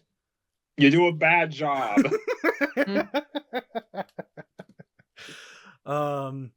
Nice. Let's talk about the animal costumes specifically, because that could have, truly thinking about it, that could have gone horribly wrong, but they really did a good job with them in using them. Yeah. I was wondering too, like, where did they, like, were those costumes custom made? Because it's like, I've never seen, or did they just like buy them off of some store somewhere, like generic animal costumes? No, I don't think this is Furry Nights. I definitely believe they custom made them because they only had 6 beaver costumes in total.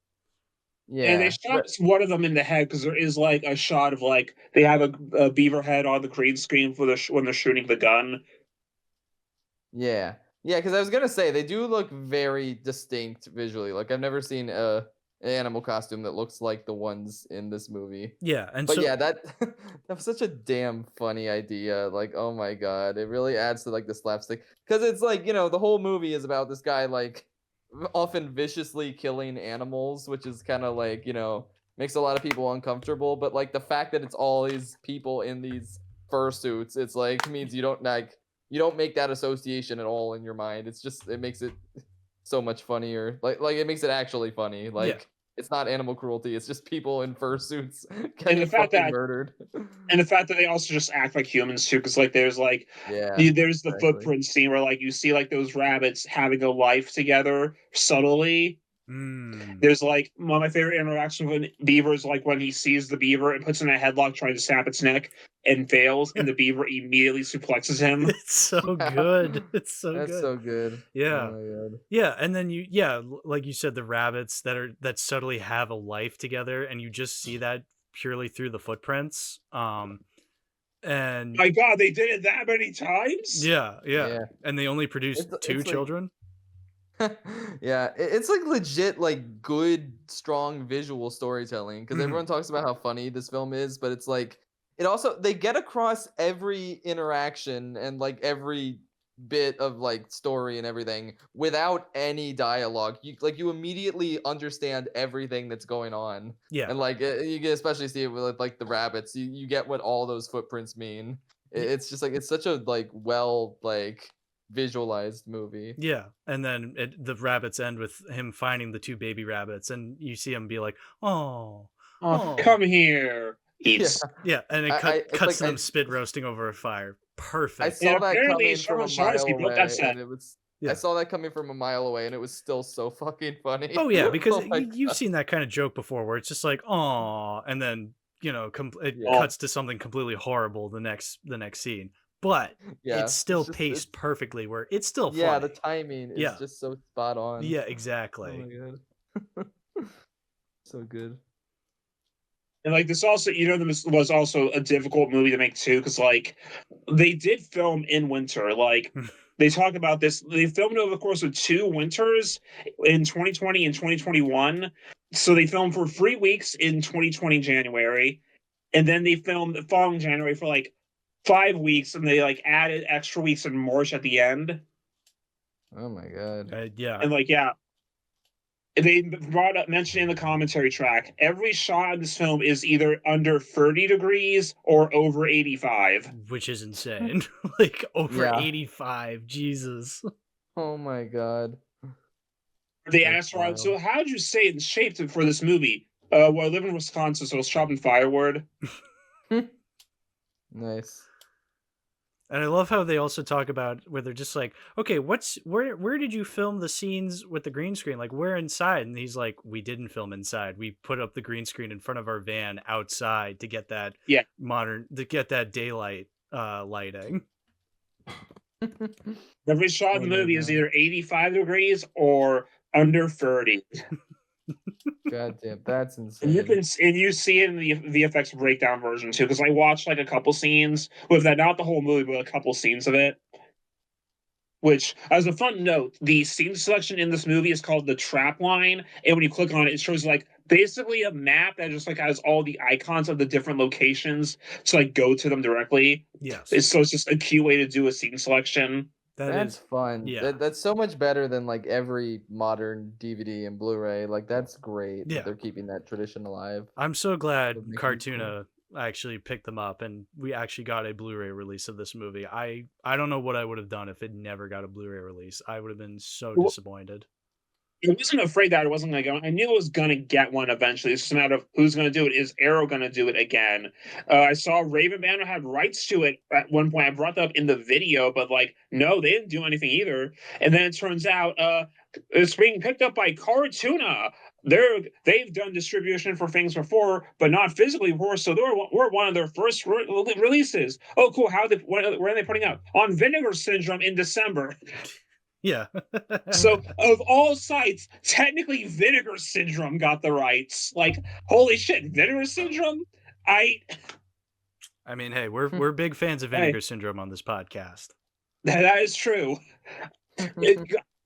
just what the trajectory of Vinegar Syndrome, because they started with softcore and now they're doing Hundreds of Beavers technically because it's a partner label of Cartoona, so it's not Vinegar Syndrome directly, but like it's on their site and they handle the actual distribution and the slipcovers. Yeah. And yes, I did just say softcore. They started with fucking porn and then moved on to horror movies, and then that became the big thing. So they moved all the porn to their sister site last year. Last year. Yes. It took them that long. I mean, because that was after they started getting like some actual big name stuff like Amityville Horror, Roadhouse, Texas Chainsaw 2. Right. Yeah. Like, oh, these are movies people have actually heard of instead of Blades and Debbie Does Dallas. Wow. They put out the Bruce Campbell film Congo for Black Friday last year. Yeah.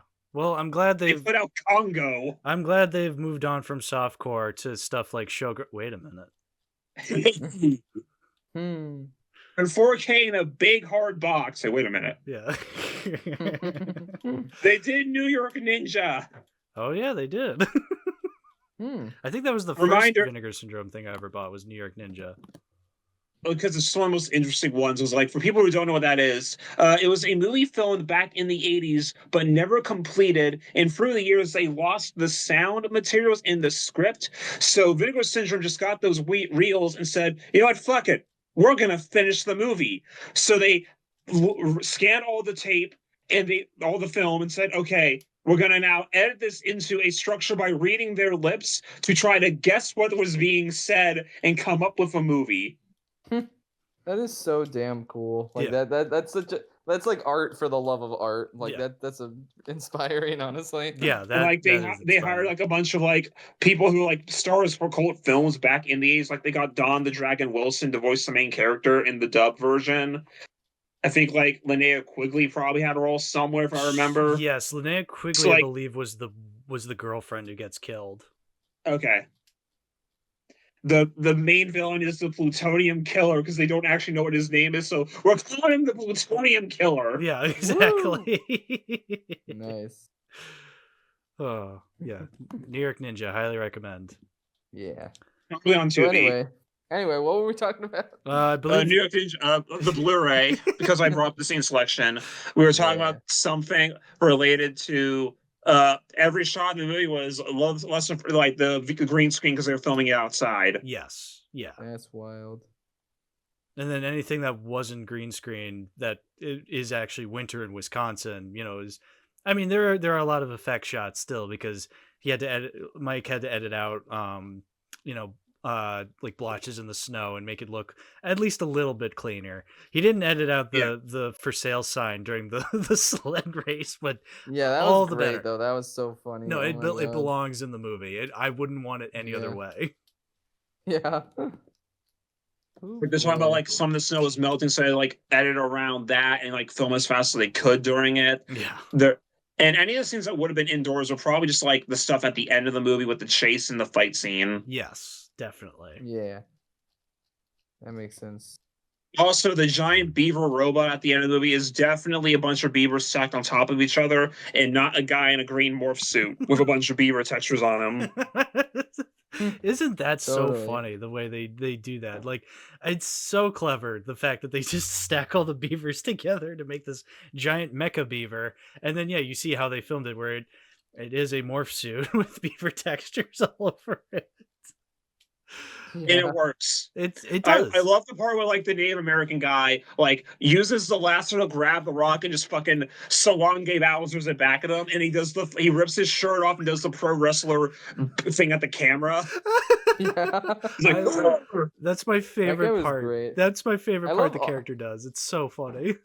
Yeah, I love all the human characters in this. They're all so good. Oh yeah, every single one of them gets a time to shine. Not just Ryland. Like every human character does. Wow, what was your favorite scene with the girlfriend character? The part where she referenced Showgirls. Oh my god, that was so good. Yeah. But yeah, the merchant is really funny. Like the father merchant character is so funny. I mean, because he's the one who gets the He gets the big title drop. he gets the big title drop. Yeah. He also gets the spittoon running gag. Then there's the master fur trapper, who's kind of the Obi-Wan Kenobi of the boss. movie. Yeah, but he gets a lot Yeah. of I love his sort of dialogue where he's just like mush boy. Like that's funny. Yeah.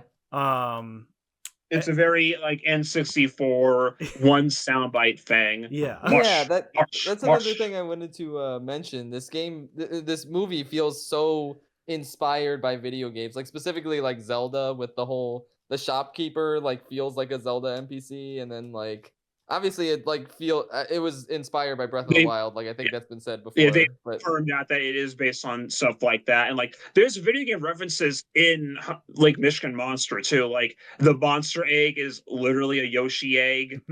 The symbol, that note that they get from the monster for all the weird symbols, apparently that's based on like Highland or something from Zelda.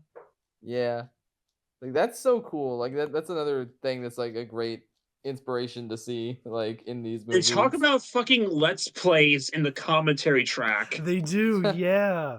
Yeah, because Nice. Mike compared it to like, because he was saying how people, not that there's been a lot, but there have been people who complain about the pacing or about how this movie's too long. But he's like, but it's basically just a Let's Play. You know, people will watch an entire Let's Play, but that's what this is, you know? True, yeah. I'm Pretty so much is, glad yeah. that they compared their own movie to an internet Let's Play. Yeah, it's so That's good. iconic. Yeah, because it like feels like he's like exploring the game mechanics and like using them to his advantage. Like the way he like figures out like what each animal will like want the best way to trap them, and like especially like the bird. Like it starts out as just such a funny gag that it just the bird will just attack him whenever he whistles, but then it's like the way he actually like implements that into his traps and like uses that as an actual mechanic. Like that's just so cool. Like that's something you would never like think would happen. You think it's just like a running gag, but then it's like actually like relevant to what he does. It's just it's so cool. Like everything. Yeah. There's also like the trapline map, which is like a very video game way of like exploring that, but it's also like a good way to effectively not have to do an establishing shot because it is the establishing shot. Yeah. Which is also kind of a necessity because they're just filming this on a snow-covered golf course somewhere, so technically they're always in the same area. Yeah, but they change it up every once in a while by like showing like, oh, this is where the trees are, this is where the lake is, where he can do his fishing. Yeah, he's using at first it just seems like they're cartoonish running gags, but then like you said, he uses them to his advantage to then get better as a trapper. And so it's using cartoon logic, but in the context of telling a story. It's honestly insane to witness, but it makes sense within context. You're like, wow, this is actually really interesting to watch.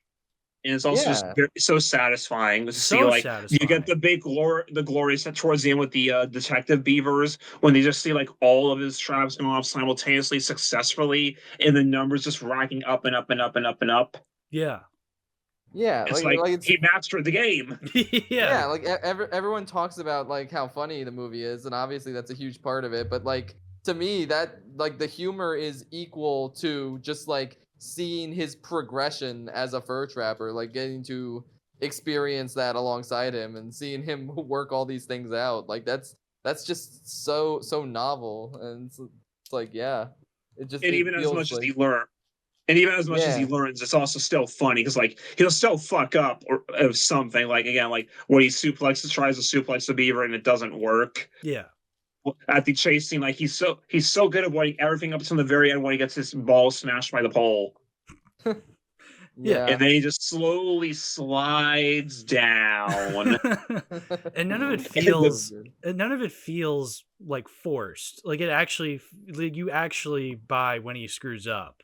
And then he uses that as an advantage. Like it's told very well, you know? Yeah, absolutely. I was gonna say something, but I forgot. It's probably just like, hey, this scene, it's very funny. I'll probably remember it later. Yeah. Oh, it was about the commentary track. Okay, yeah, commentary track, go ahead. I forgot what I was going to say about the commentary track. Whoops. Was it about Allison? So weird that he's dating someone named Allison, and your name is also Allison, and she's your sister. Every time This he happens said that. 30 minutes into the commentary track, by the way. Yeah, and he kept bringing it up. It was so funny every time. Mike is just such a what I was funny gonna guy. say. Yeah.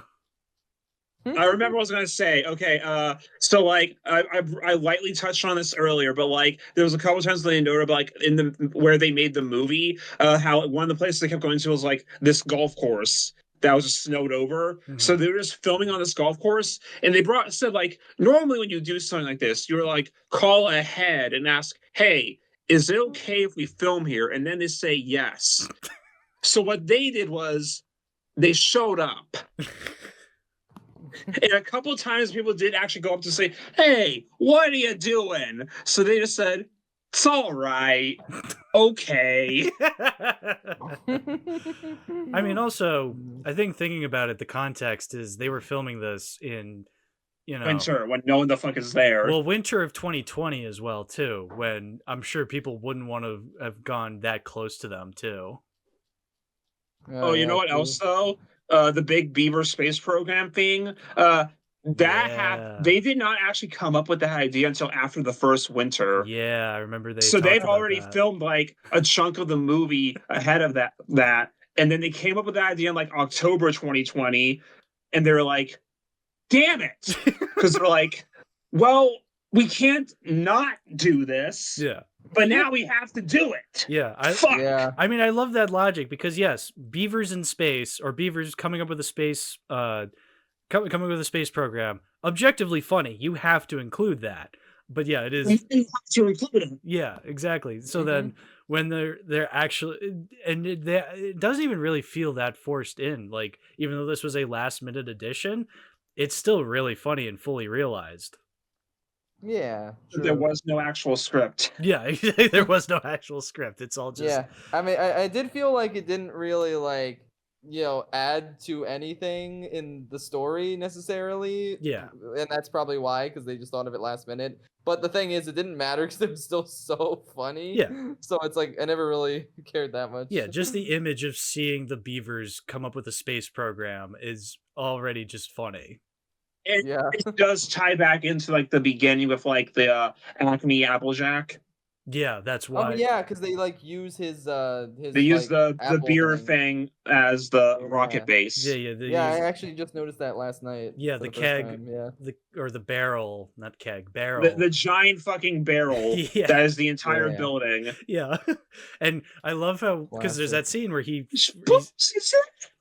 sees the barrel and he sees the tap attached to it, and he's just like, "Oh, my tap," and he's like going up to it, like wanting to drink from it again because he misses the cider.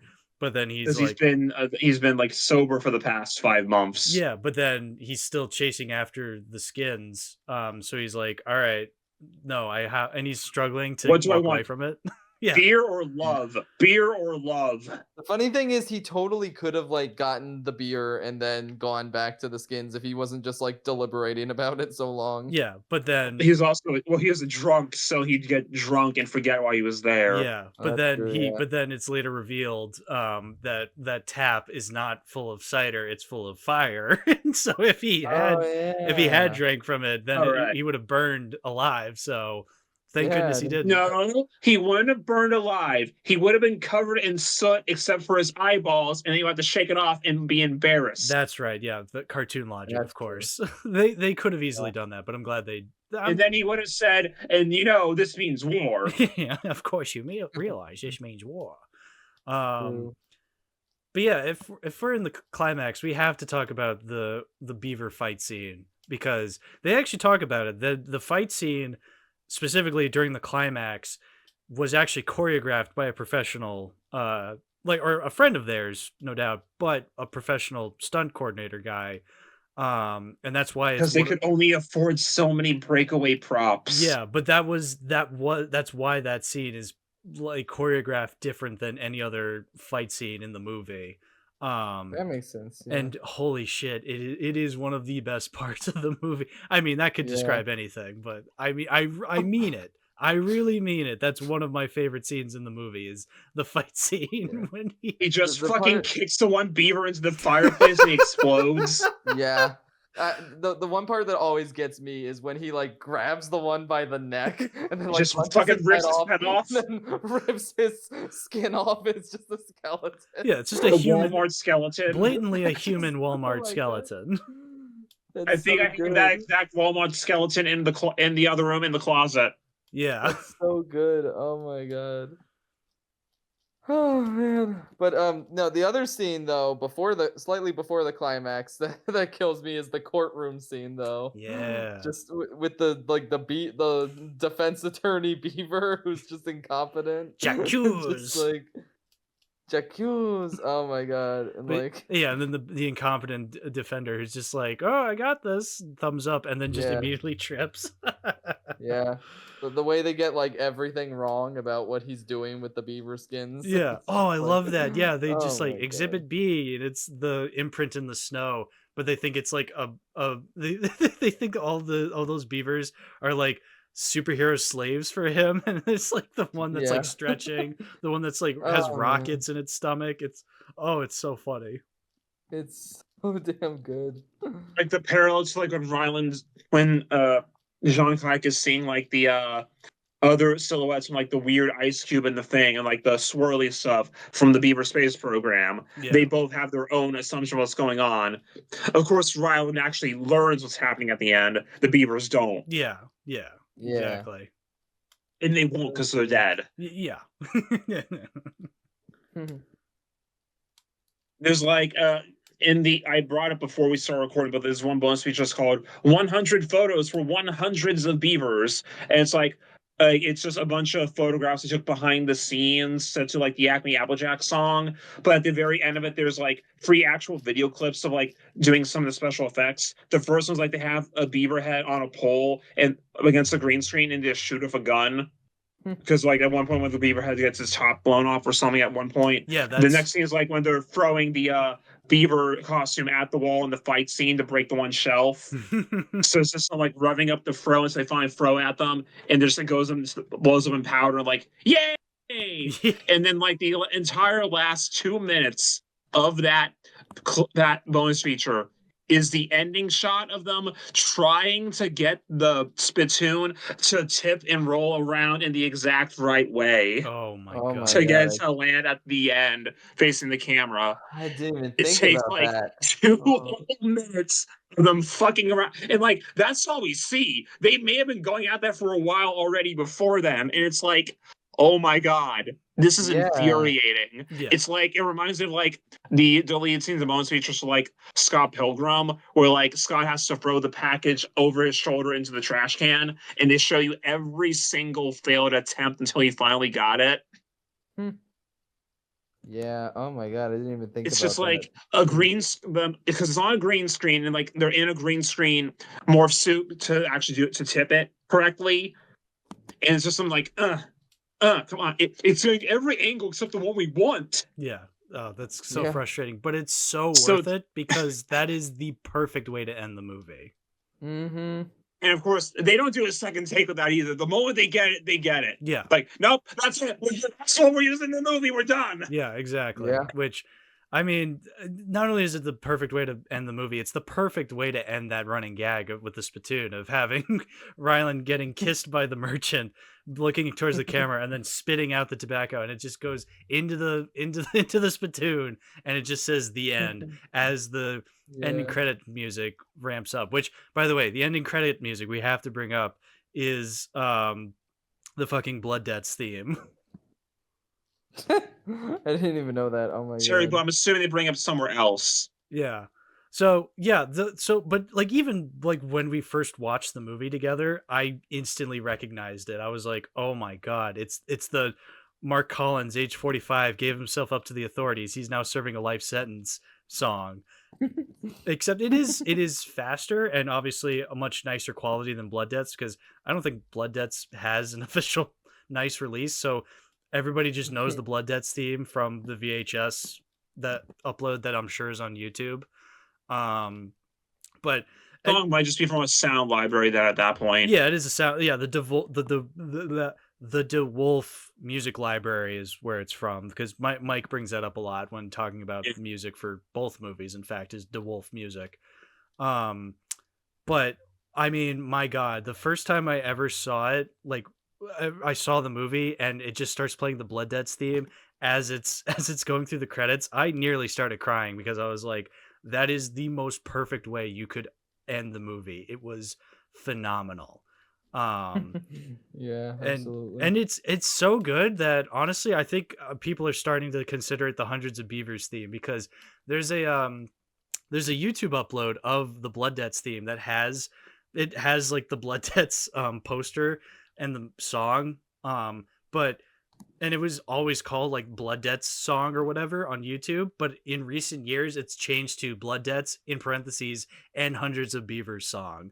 Nice. Yeah, so the guy who uploaded cool. it, even though it's like an old upload, he went back and updated it to say like, hey, it's also used in Hundreds of Beavers, and almost as iconic, I would say, because I can see this being replacing Blood Debts, because I mean it's only called Blood Debts because it was that joke for so long, but now that an actual good movie is attached to it, I can see it becoming the Hundreds of Beavers theme.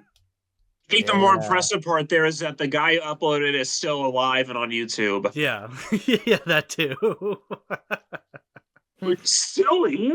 I mean, it's the same thing when like you see there's like a upload from Scrubs. There's like a clip from Scrubs when one of the characters is doing the Orange Justice dance, and the upload was from like 15 years ago, but then the title of the video is called like Orange Justice from Fortnite, but it's like, okay, it wasn't from Fortnite 15 years ago. That became a thing afterwards. You know, that reminds me of last summer, NSYNC, they updated the title for Bye Bye Bye to have in parentheses as heard in Deadpool and Wolverine. Yeah, see, that's cringy. And it's like, why? Everyone knows that song. Yeah. Like, come on. Yeah, Deadpool and Wolverine did not. No one heard that song for the first time from Deadpool and Wolverine. Everyone already knew that song. Yeah, we know who NSYNC is, you know. And if someone else said, "Oh, I didn't," shut the fuck up. You don't count. Yeah, that's cringy. That's cringy. See, the Hundreds of Beavers thing, that's cool, whereas that's cringy. Yeah, unspoken riz versus sexual harassment. I say bye to that. Me too. I want someone to use a Slash Street Boys song now. Oh, dude. I'd love that. That'd be awesome. Yeah. You just hear Jason and Michael serenading the audience while an action scene goes on. I'll kill you that way. 1, 2, 3 to the 4. Slash from the king's one more. 5. All the president chicks get wrist tricks on the razor glove sticks. Oh, Freddy. Oh God, what else? There's so much, but what else? We wanted to talk about like the short films. James hasn't seen them, but we can still talk about them. Oh, James, you gotta watch Blink. You have to.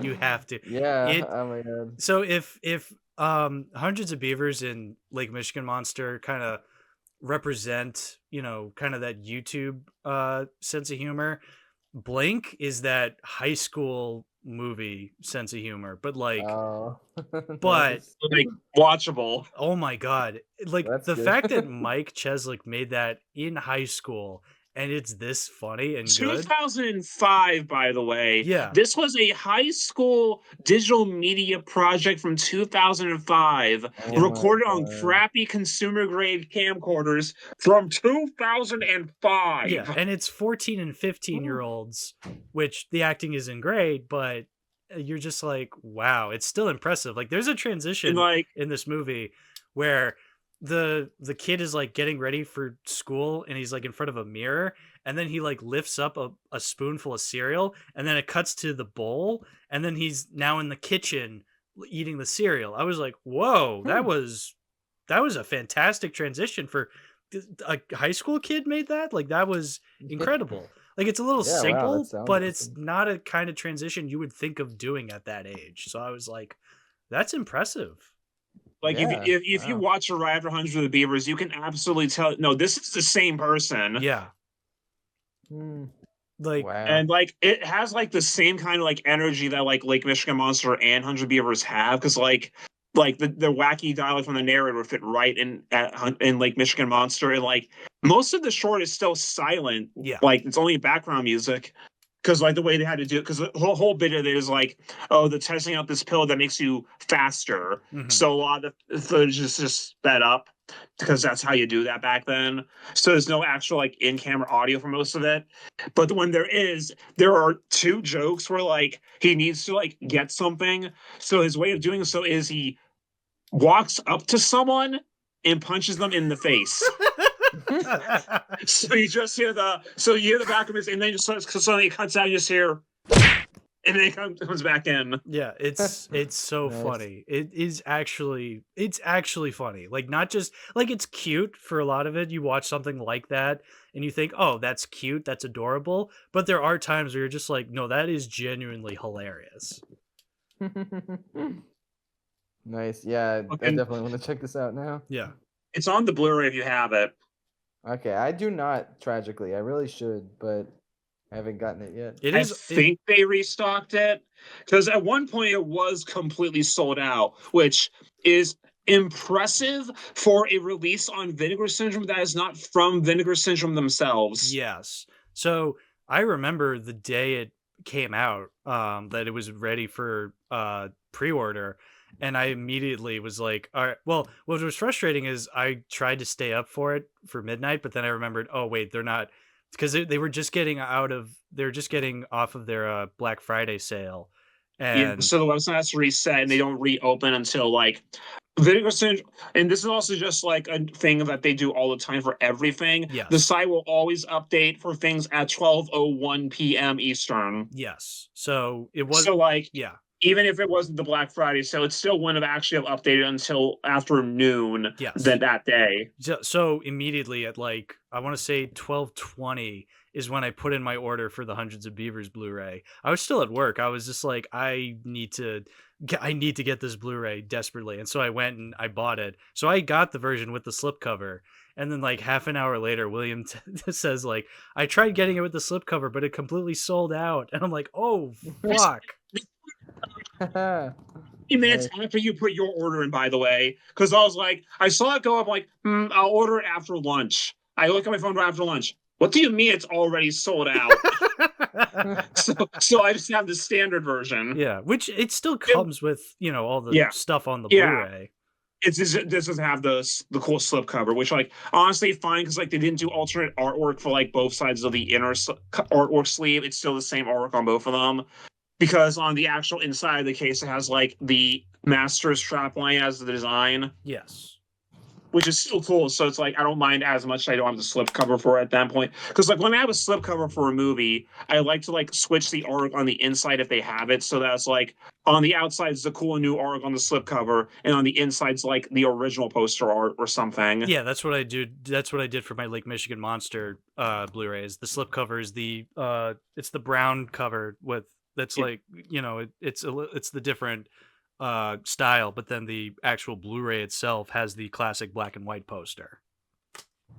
That's just they always do it for everything. Yeah. So, but I still think the slipcover for Hundreds of Beavers is really cool. But I mean, yeah, the most important part is to have the actual Blu-ray with all the contents on it, and also, it still comes with the booklet too. It comes with the book. Oh, we got to talk about the booklet, dude. The booklet. You want normally booklets like this will have like an essay and write about the movie. You know what this one does? It is a collection of every single parody poster that they have made over the past 2 years to promote the movie. Oh. So it's just all of them in one place in that booklet. Yeah. Do we want to go over every single one? I need to go. I have to. We'll have to quickly run and go grab the booklet real quick then. Okay, because I have the booklet as well. So. Give me like 10 seconds. Okay. You can count. Don't actually count. Okay. 1, 2, 3, 4, 5, 6, 7, 8, 9, 10, 11, 12, 13, 14, 15, 16, 17, 18, 19, 20, William, you're blowing 21, 22, 23, oh my god, 24, 25, 26, 27. I heard you say 25. That doesn't count.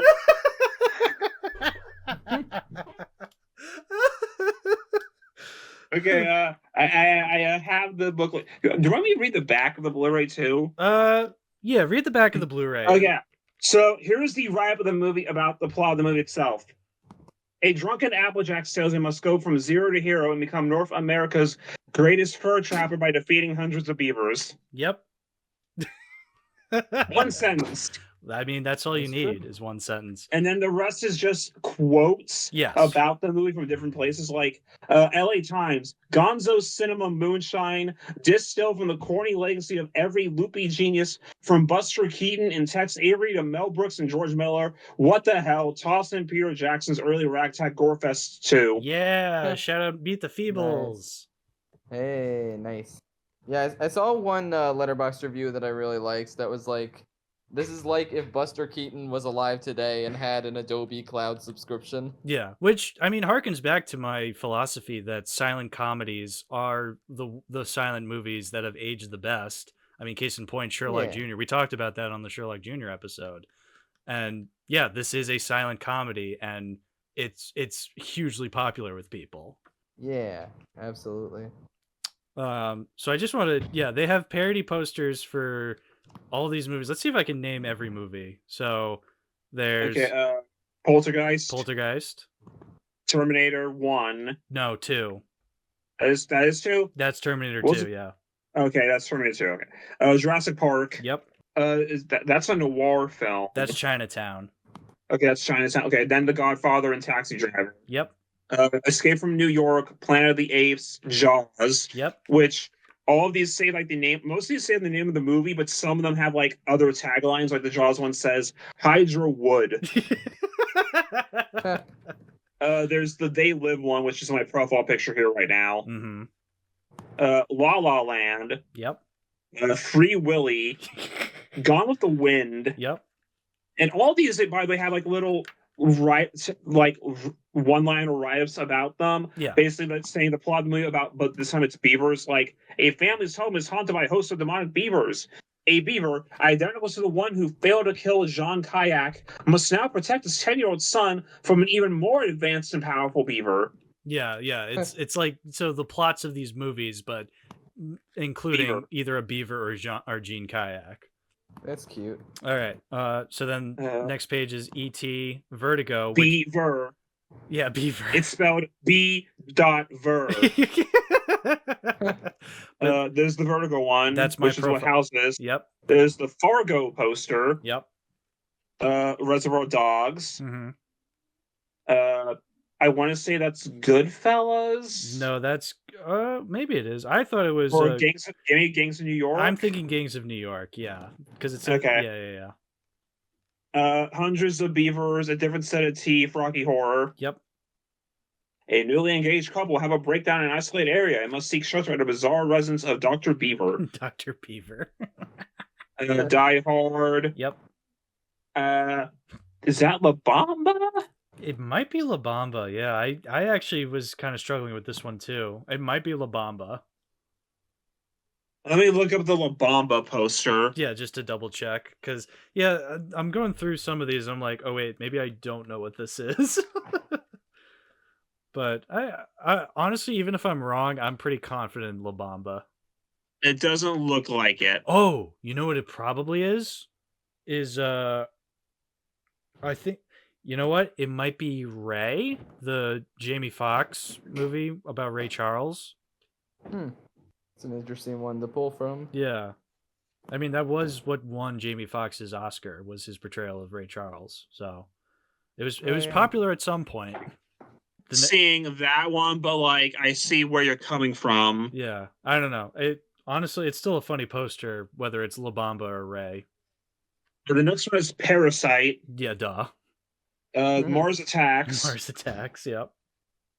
Rocky. Yep. I want to say Citizen Kane. That is absolutely Citizen Kane. Yeah, because he's on top of a bunch of newspapers. Which it's very fitting because on that page of Rocky and Citizen Kane, you want to have exactly on the next page. Freddy got fingered. Yeah, baby, let's go. Freddy got fingered. And Major League. Major League. Yep. I just saw the Freddy got fingered one on the Letterboxd page with all the posters last night. I didn't know that one existed. Yeah, all these. The next page is quite the spread. Oh yeah. Oh yeah. A glorious spread. Showgirls. Pulp Fiction. Yep. Phantom Menace. And this one had to change the name for Nah Country for Old Men. Nice. We got this one. I'm assuming it's a Cheech and Chong movie. Yeah, I think it's one of the Cheech and Chong movies. Yeah. Yeah. Pink Flamingos. This one I do not know. Nebraska. It's Alexander Payne. Fuck movie. Nebraska. Yeah, fuck Nebraska. Yeah, the guy who did the Holdovers movie, Nebraska. I know what you did last summer. Okay, this one's the Magic Mike poster. They should have called it Magic Mike Cheslick. Oh, that would have been awesome. Nice. Escape from L.A. Barry Lyndon? Yeah, that's Barry Lyndon. I want to say Basic Instinct is the next one.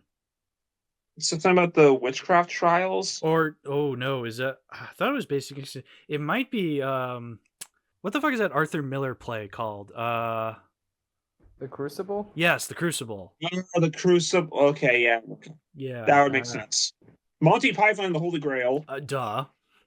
That's a Buster Keaton film there, right? No, Charlie Chaplin. Chaplin? It's Chaplin. Modern Times, Charlie Chaplin. Okay. Ghostbusters. Yeah. RoboCop. Yep. One of the Lord of the Rings movies. Fellowship specifically. Okay.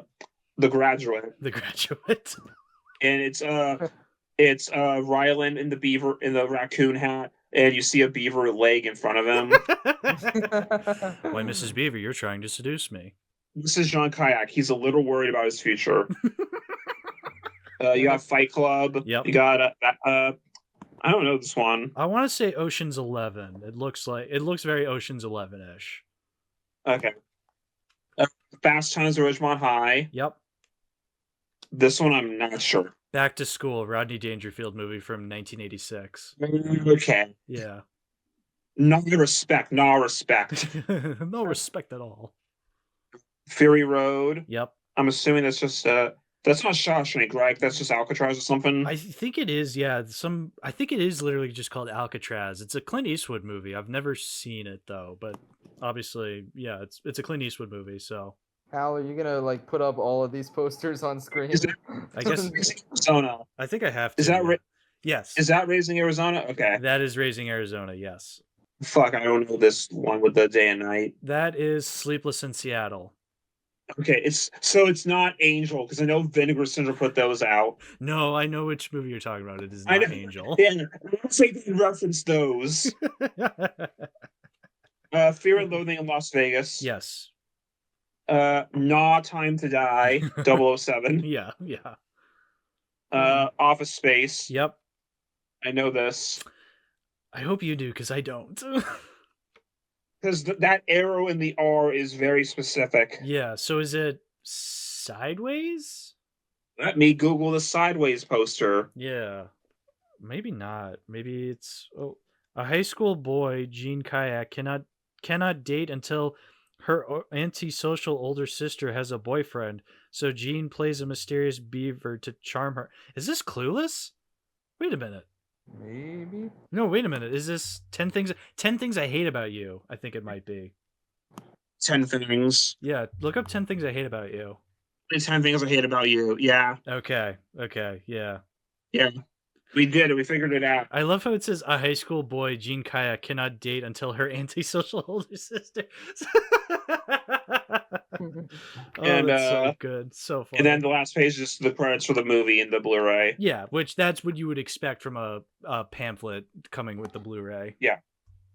Also, the page that has the staples on it that will open up immediately is the one with the Showgirls poster. Yeah, so it's like one of the first ones you'll see if you just open it like that. Yeah. So yeah, all of these posters are on Letterboxd for people to change them. That's why I've had the Vertigo poster for Hundreds of Beavers ever since I saw it or logged it first of all on Letterboxd. See, I would love to use one of these posters, but also like the normal one for Hundreds of Beavers is just so damn good. Oh, do you have the black and white one or the one where he's running away from something? The running one. So that's a parody of the Mad World poster. Yeah, so even the official one so it is is a also a parody. parody. Because, yeah, they brought that up on when talking about the movie on those podcast episodes they're on. They brought up how hugely influential It's a Mad World is to them, as, you know, in terms of their sense of humor. But also, yes, the poster itself is a blatant homage to the poster of It's a Mad World. Yeah. And like that's a movie that I want to show to you guys in a call someday. There's just one big problem. That is a 3-hour movie. Oh, but it's so good. It is one of the funniest movies ever. Yeah.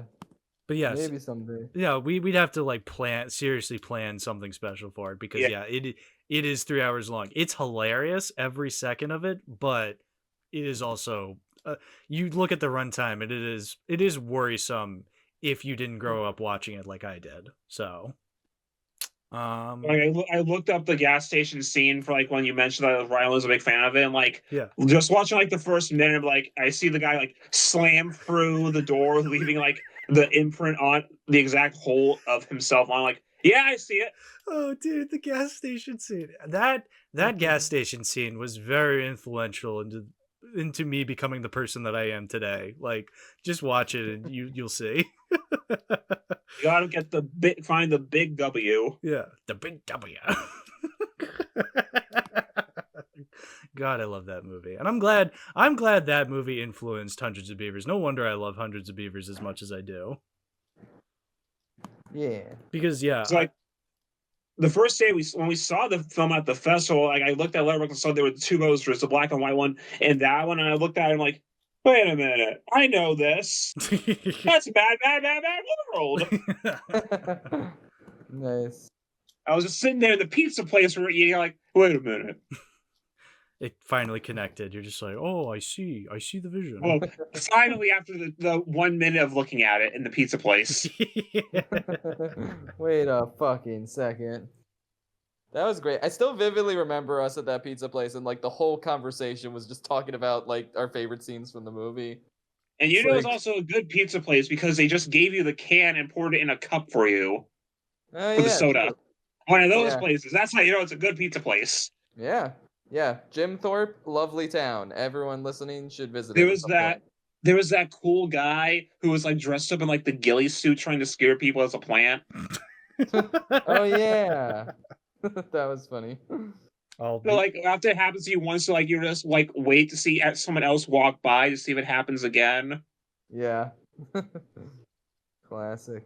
Well, I'll be sure to visit Jim Thorpe the next time I'm in Pennsylvania, whenever that is. Hell yeah. Now, you know you're going to that train museum in June. Oh yeah, I guess.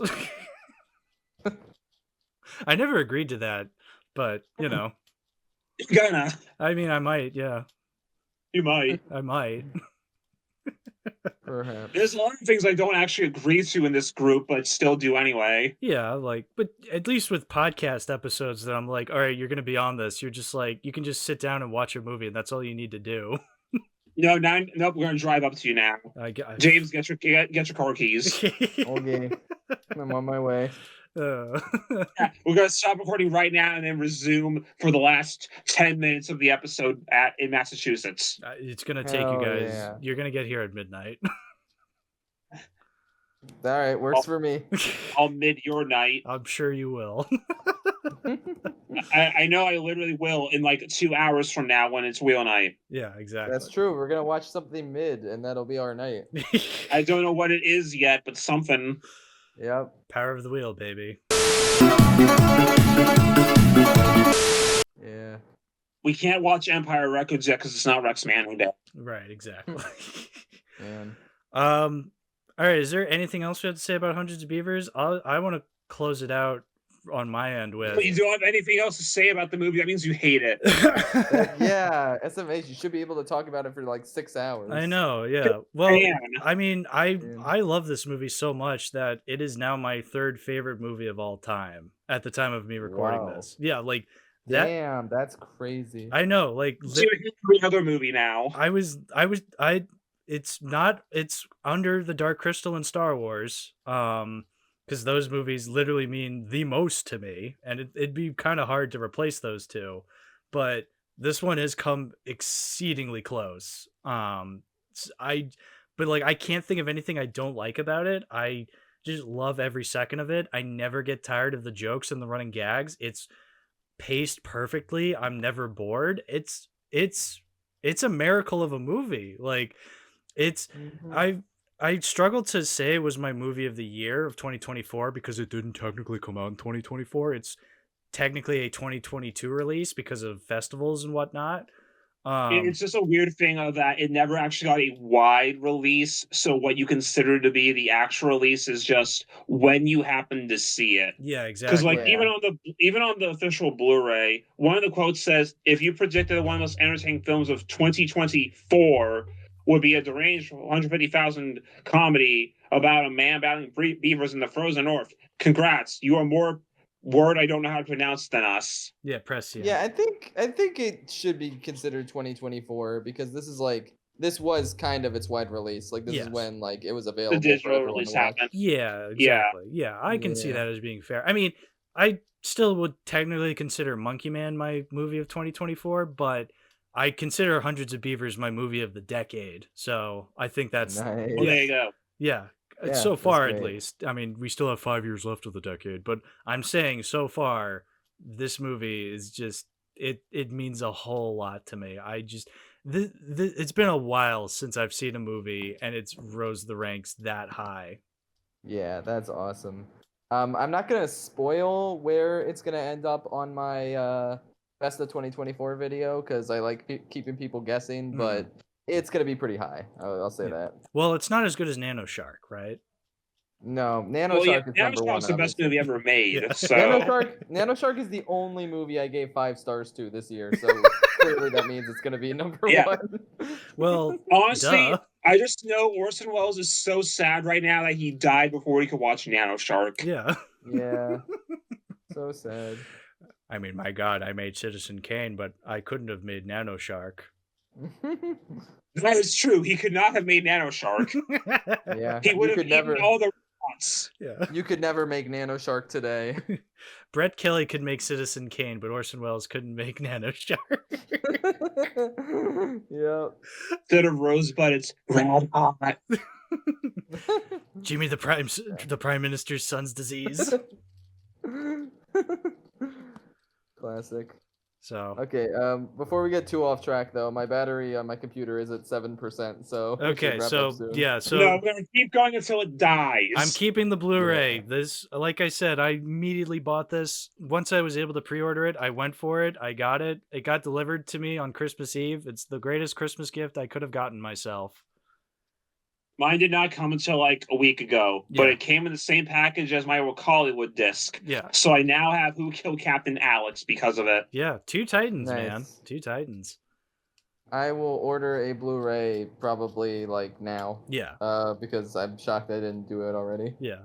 So, yeah, Hundreds of Beavers. Go watch it if you amazingly haven't yet. And also watch Lake Michigan Monster because it's also based. And if you don't, that means you hate it. Exactly. Yeah. Exactly. Why do you hate movies, SMH? Yeah. Movies are kind of cool sometimes. God. Yeah. All right. But only sometimes, because Super Monkey Ball Banana Rumble is better than all of them. All right, James, before your computer dies, why don't you shout out your stuff?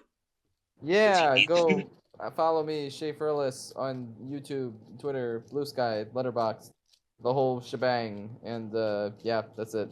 I don't know. You probably already do, so yeah. Yeah. William, anything?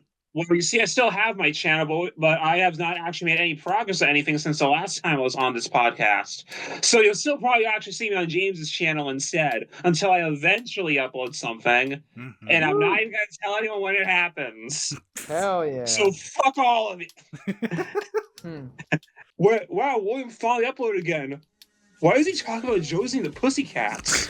Oh, that's what it's gonna be. No, it won't. No, it'll be the other thing. That would be the second thing I do. Yeah, exactly. All right, bye-bye, everybody. Rest in peace, Sean Shaughnessy. If you don't want to rest in peace, that means you hate him. So true. Fuck the Muppets. Yeah.